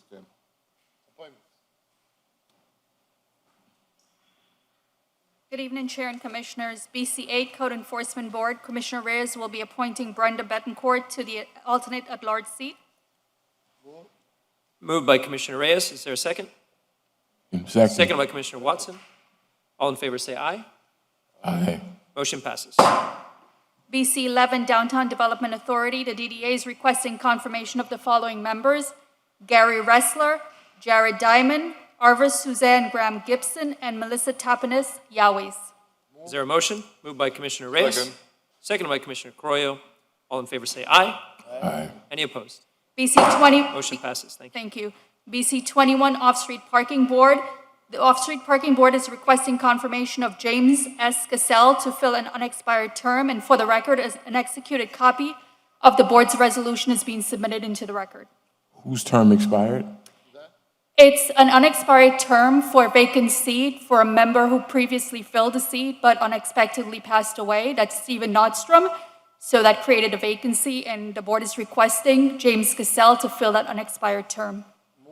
Moved by Commissioner Reyes, seconded by the chair. All in favor say aye.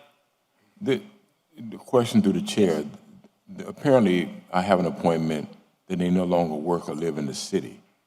And does that automatically create an opening? Which board this is for, Commissioner? Off-street parking.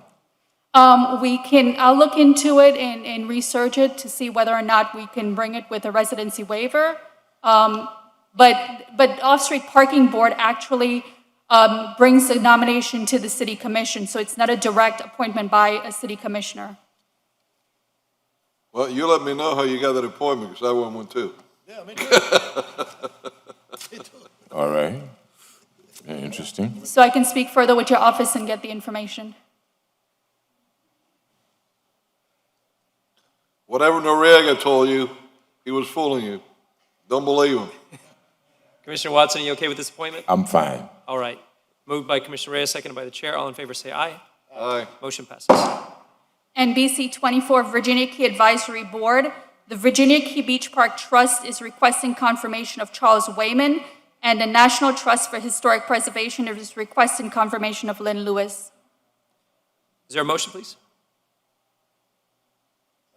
I'll pass the gavel to move it. Okay, I'll move it. Moved by Commissioner Reyes, seconded by the chair. Yes. I don't know that. All in favor say aye. Aye. Motion passes. Thank you, Commissioners. Thank you. Status of current fiscal year 2021 and 22 proposed budgets, please. Current and proposed budgets. After that, we have one discussion item, and we are... Good evening, Commissioners. Fernando Casamayor, Assistant City Manager and CFO. This is the update that was scheduled to be done at the previous commission meeting. So this is reflecting the end of the month of May. Our current projections at that time were a $32 million deficit overall, but zeroing out the $45 million transfer from the building fund that we've discussed on numerous times, it looks like we're trending towards a surplus of $16.3 million. Our revenues are still lower than budgeted by approximately $59 million. However, our expenses are also lower than budgeted, which is why we have a surplus. Our first budget item was taken care of earlier today, which is setting the solid waste fee. Next commission meeting, you will be setting a millage rate, and then we will have a budget released, hopefully also next week before the next commission meeting. Our proposed budget should be out on July 11th. After that, we go to September for our budget meetings. And again, these numbers don't reflect the changes that were made in the mid-year at the last commission meeting. So hopefully, the next budget update will have all of those numbers included. And as we get closer to the end of the year, we'll certainly get closer to whatever our projected surplus or deficit is going to be. With that, I'll take any questions you may have. Thank you. Any questions for the budget manager? Mr. Manager, you and I had spoken a while back about the inconsistencies within the way we're handling net. Did you come up with any proposals for how to bring it more uniform? Yeah, we've been socializing in that with your staff and with the District 5 staff. We actually have a follow-up meeting scheduled with the District 5 as well to work on some ideas and some suggestions to even the plans out. I don't have an update for you because I haven't finalized that yet, but we are Thank you, working on because it. as we get to budget season, I think Yeah, we we need to are figure working this it out. out. And we have some estimates proposed in the budget for the new budget, but they're going to be contingent on a final plan. Thank you. I look Yep. forward to that. All right, we have one, we'll close that item, unless anyone else has got any other questions. Okay, discussion item regarding code concerns is the remaining item on the agenda. Is there someone here who would like to discuss code concerns? I believe that's, Code concerns? it's DI 3. I believe that was I Commissioner think that was Correa. handled as part of the resolution he passed. All Yeah. right, so Yeah. do you need us to withdraw that item, Mr. Clerk? No, we'll show it as discussed with the pocket item. Okay, discussed. All right. Am I missing anything from the agenda? But on the issue of, I guess, the code and what Commissioner spoke about before, if we are identifying areas or identifying places or actions should be taken, is that something we should notify and expect to be resolved in any sort of short period of time, or? So if you notify our office or the code enforcement department of any specific concerns you may have, we will give you a follow-up as it relates to that item, whether we actually posted a violation when we go do an inspection, and then subsequently when the hearing is scheduled and what the result. But I guess I didn't hear still, how aggressive can we be with people who do not want to follow the rules? As aggressive as you want to be. Okay. I mean, the philosophy was changed from code enforcement to code compliance. I think we're kind of shifting back a little bit, especially on the commercial side. Not as much to the residential. I think we're continuing to be somewhat flexible as it relates to, residential properties. But from a commercial perspective, I think we're leaning back towards a little bit of a stronger, tougher enforcement policy. All right, I contend that my district is the dirtiest in the city. I don't know what the other person was doing before me, and we're missing people. I took a ride with the director, and we're missing people to help out. And then there's people who don't want to go in the neighborhoods. And let me just tell you, man, it looks pretty bad. So, all right, thank you. One more issue with boards and appointments. For BC 11, for Downtown Development Authority, I needed a 5-5 term waiver for Alicia Severa La Madrid and Richard Lydecker. Moved by Commissioner Reyes, seconded by the chair. All in favor say aye.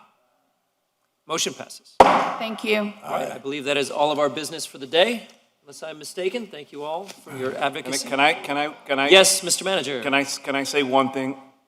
Sorry, Commissioner Reyes. I want to congratulate our city attorney on an exceptional job today. He did a really wonderful job today, filling in for our esteemed Madam City Attorney. I just want to commend him. He did an exceptional job. Before we go, I want to ask Madam City Attorney, how's your son doing? Vicky. Going now, my husband just took him to get an x-ray because his chest hurts. So my husband took him now. If it's doing all right? Yeah, at least his fever's gone Fever's down. for now. I'm glad. Yeah. I'm glad. Let us know, Thank okay? you. Let us know. Keep us abreast, okay? I'll keep you posted. I think Commissioner Reyes wants to clarify something on his legislation. Commissioner Reyes? Commissioner Did you Reyes? want- Commissioner Reyes, you had something to clarify on some legislation? Yes, I have to clarify that they made a mistake because in a charter amendment, they included that the commission ratified. And that was not the way that it was intended. It was that we appoint the committee. The committee selects, it gives it to the city manager picks, and that's it. Is there a motion to I'll move- reconsider I'll move to- RE5? I'll move to reconsider. Moved by Commissioner Diaz-Portilla, seconded by the chair. All in favor of reconsideration of the charter amendment RE5, say aye. Aye. Motion passes. No, So can we clarify, Mr. Min, do you have a copy there to briefly check if there is a It's a big ratification change. provision or I not? do. Yeah, So big. I believe It's a big deal. I believe the clarification is that the charter would be. Big deal. The thing is this, you see, the way that I spoke with Vicky and with everybody else was, if we want to keep our politics out, it was that we will choose the committee. Each one of us pick somebody. I will pick a former chief, whatever. You see, they will vet every single and interview every single candidate. They will decide the three best candidates. They will give it to the city manager. The city manager will pick one if he agrees with it. If not, the process starts again. But they included then that the commission ratify it. That was not my intention, and that's it. So this. I believe as drafted is if the commission says nothing, then it's approved. It happens. I believe that's how it's drafted. So once the manager picks the chief, then it doesn't come back to us. It's done. Correct. It's a done But you're deal. saying there is an opportunity for us to intervene at that point if we so It choose. should be ratified by the commission, frankly. This is what just about every major city in America does. Now, if we're entering the big boys arena, where we're going to be 500,000 or more, that's where the feds cut the line on the big cities from the smaller ones. We should act like the big cities. You know, the manager doesn't run for office. Nobody here runs for office except the people sitting up here and the mayor. We're the ones that legislate and vote and get blamed for everything when we don't have hardly any of the power. So I have no, concerns on the two main reasons why we exist as a government, for the protection of life and property, which means police and fire, for us to be able to have some say-so. And, that's why I'm not all that concerned because, August is around the corner, and I'm certainly going to be here. But and this got nothing to do with anyone. It's got to do with the way it should be for the future. Because when we make legislation, it should be made not because of what's happening at that moment. It should be made with the outlook as to how will it be into the future. And this is how I'm looking at that. We need to be able to say, hey,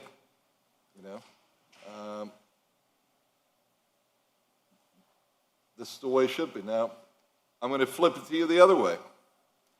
Then, if we're so concerned about having a say-so, then we might as well put a charter change so that if police chief is fired, he doesn't come here before us and we could overturn it. Let's wash our hands like Pontius Pilate, and we have no say-so in that either. Or the opposite. Why don't we just do a charter change that lets us pick the police chief the way it should be? Not send three names to the manager so he can pick one. Well, look. Let's do a process where we select the selection committee, which I will vote for, and we pick the police chief. Well, then I would suggest that. It's a way not to be half pregnant here, We bring it back on the 22nd, Madam City Attorney. If we got to come back for a following meeting after that, we'll come back for a following meeting after that and do it. But there has to be parameters, whether it's us, the manager, or the guy down the street. A check and balance. There has to be clear-cut parameters that give the guarantee that we're going to pick a professional.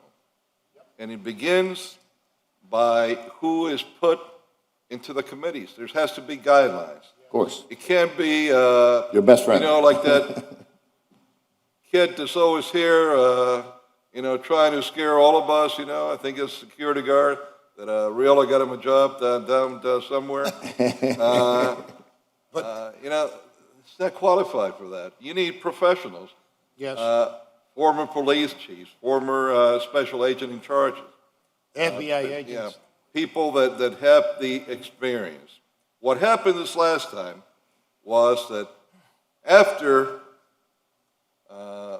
it was almost done in the first round, the manager put people, he came to some of us then, he forgot that he had made us a promise at a meeting that he was going to do that, and, after he wasn't done, that we reminded him, he then started putting some people. But from what I'm told, they really didn't have to say so in what happened. Some of them, what was expressed to me, they were not happy with the whole process. They could only ask questions of the candidates that were given to them in one question apiece. Now, what kind of process is that?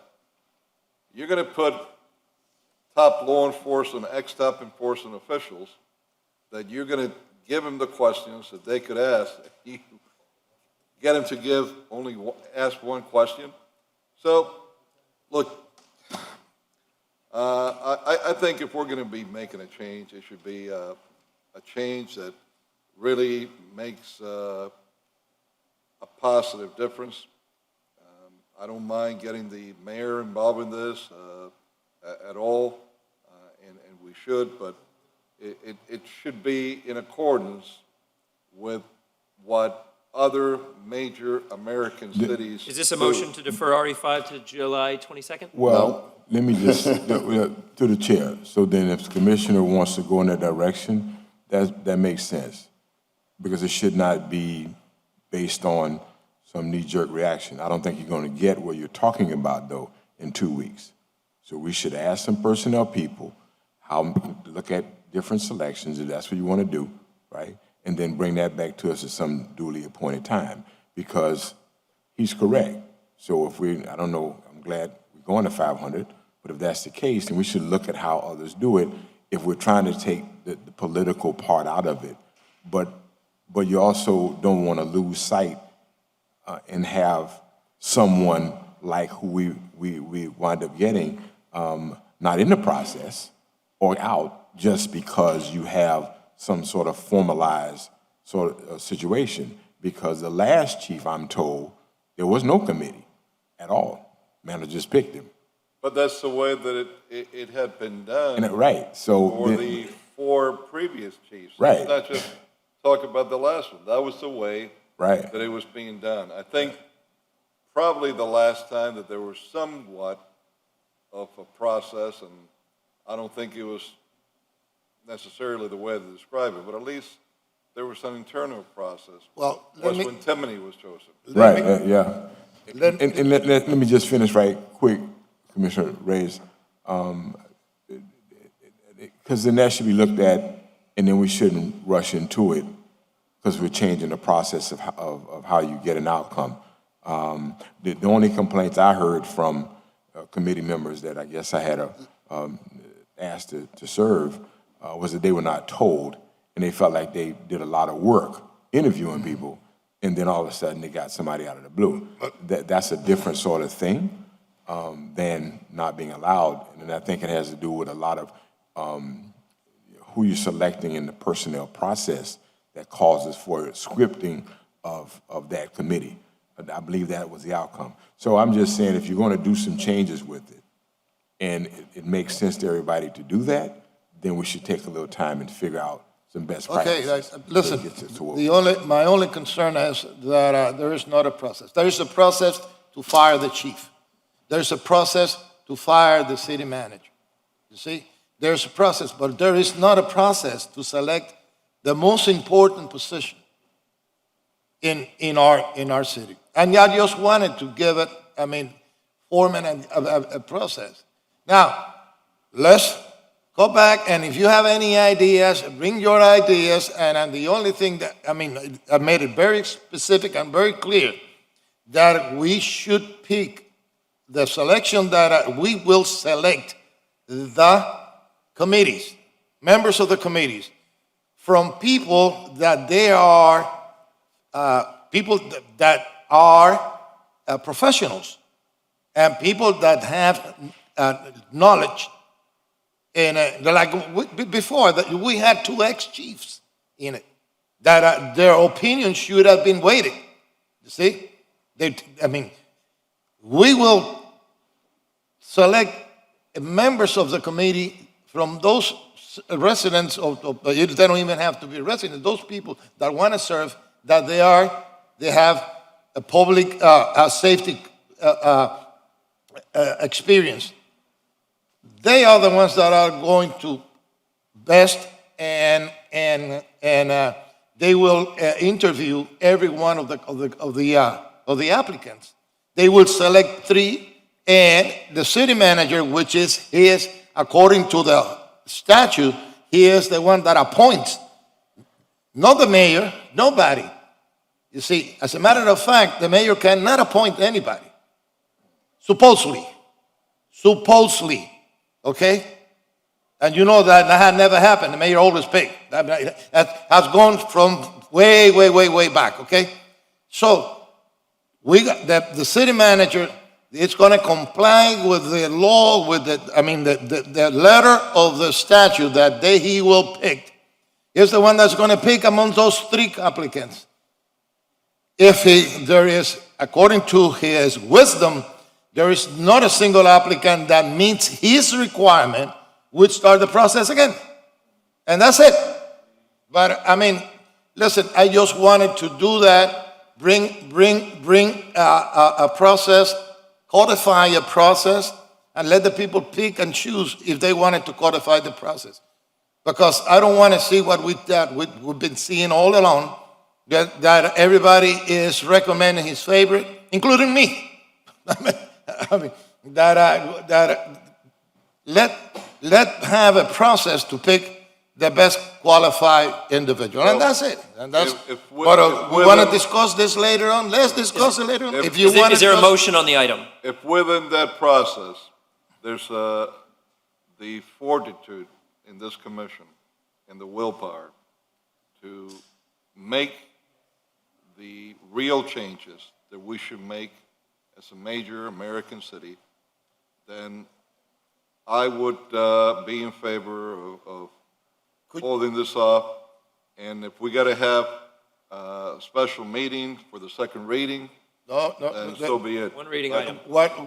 Is that a motion to defer to July 22nd? This is only 1 minute reading. Yeah. Okay, let me ask you, could you define the changes that we should make? Well, quickly, I'll go through some of them. I went through some already. Others should be that it should be a process that it should be fully transparent. Absolutely. In other words, every meeting that the professionals that are chosen have, it's videotaped, open to the public. Absolutely. That they could have a real reporting, asking questions of candidates, and that at the end, they choose 3, 4, 5, whatever this body thinks it should be. I would recommend 3 individuals that they recommend to this commission, and we are bound to choose from those. Absolutely. We're bound to choose from those. This is the only way that you can cut tremendously the politics out of it. You recognize, Victoria. This is a very short section of the charter. Can we just read it to you? Because it really is everything that you're describing. And I think it does everything that you want, and we don't have to totally throw the baby out with the bathwater. Go ahead. Can I read it to you quickly? Yes. I don't hear the baby crying, so. The city commission shall create a resolution, the city commission shall create by resolution a 5-person selection committee with each city commissioner appointing 1 member to the selection committee. The selection committee shall meet in public at a duly noticed meeting. The selection committee shall review applicants of those that meet the minimum requirements and recommend the top 3 finalists to city manager. The city manager may select from the list of the 3 finalists or reject the list. If the list is rejected, the selection committee will reconvene and provide a new list of 3 finalists until a suitable candidate is selected. The city manager's selection from the list of finalists is subject to city commission confirmation. If the city commission fails to confirm the city manager's appointment, the selection committee will reconvene and provide a new list of finalists to the city manager, and the process will repeat until a suitable candidate is confirmed. I think that addresses all your concerns. It just begs the question, if that's in the code, why have we been followed all along? No, that's the proposal, that's not in the draft. No, this is the She misspoke. proposal. Oh, She that's the misspoke. proposal. I was going to say, that sounded like what he just wanted to pass. That's not currently in the draft. What needs to be specified more is the kind of professionals that will be accepted. As in the requirements that you'd want, like 20 years of experience, et cetera? Well, I think 20 years of experience in professional law enforcement, police chiefs, assistant chiefs, majors, up to captain I would go, if need be. So we could have ample people to pick from. Special agent in charge of different federal agencies, from FBI, Secret Service, DEA, and assistant special agent in charge. We can place in this here based on criteria that will be established by the commission, so that it doesn't have to be a charter change each time you want to change criteria. I because agree, things- but we should spell out the bulk of the criteria for the public to know that this is going to be a real transparent process, that we're going to be bringing professionals. That is not In going the to be. charter, you want this in the charter versus a resolution that you could pass at the time you select someone? Well, Because you all have to agree on the I've criteria. learned that if it's not in the charter, things could be changed from time to time. And the other area that has been, well, a couple other areas that I was thinking that maybe we could add in there to make it stronger. But I don't think we're far away from being there with it. That's why I think that on the 22nd, we could be ready to go with it. And give some of my colleagues the time. If they get cold feet, they don't want it anymore, that's fine too, I mean. But Is that a motion to defer to July 22nd? Let me tell you this, I won't get any cold feet.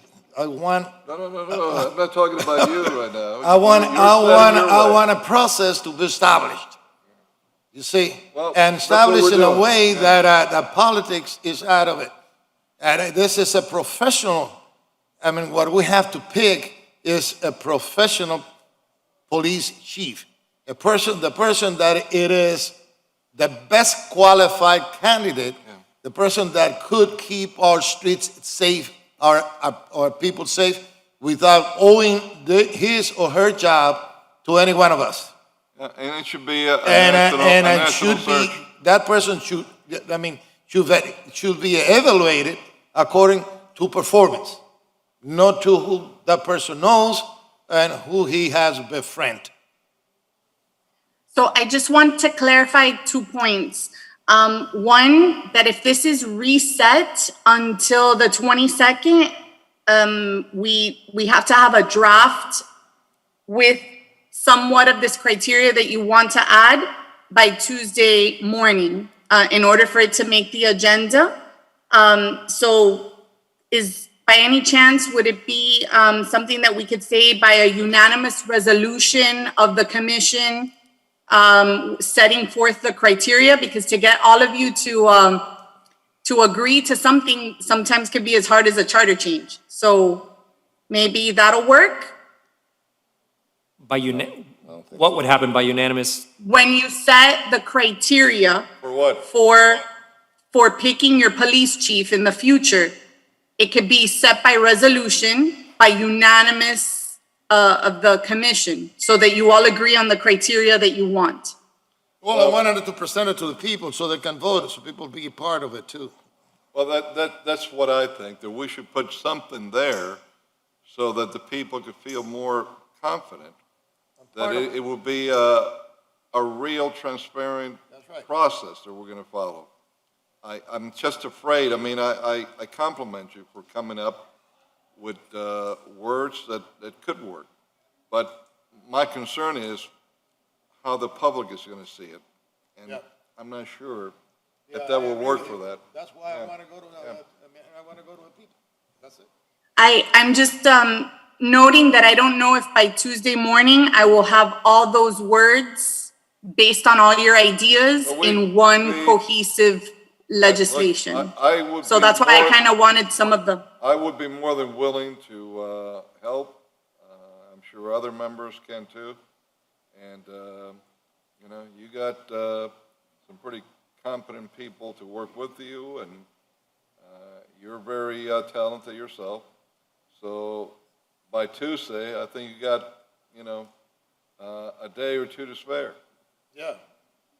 Okay. So is that a motion to okay, defer? so we'll get all your points and try to put that together then in a comprehensive resolution. The other thing is, would the commission want me to put the question directing and the actual question on 722, or will you have a special meeting to do the second part? Special meeting, I won't be here. Yeah, we can do it all on the 22nd. Yeah, I 22nd. won't be here.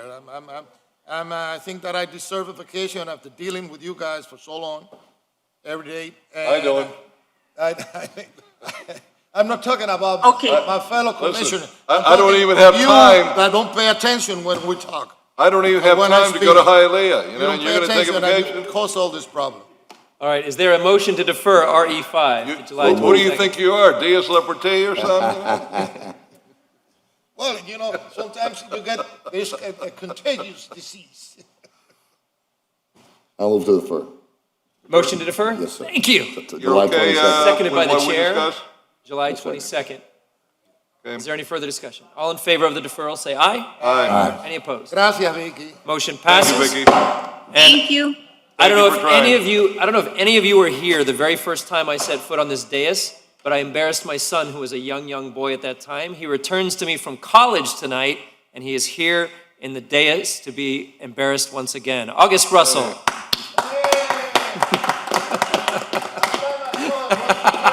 But Last time I saw him was Is he- your birthday. congratulations coming from college. Thank you very much. I don't know what you want me to say. I don't have a speech ready or anything. You can tell us we're adjourned. What a journey. No, you can tell us we are adjourned. You're adjourned. No, you're adjourned. Good job. We had to put you on the spot. Yeah, I know, thanks.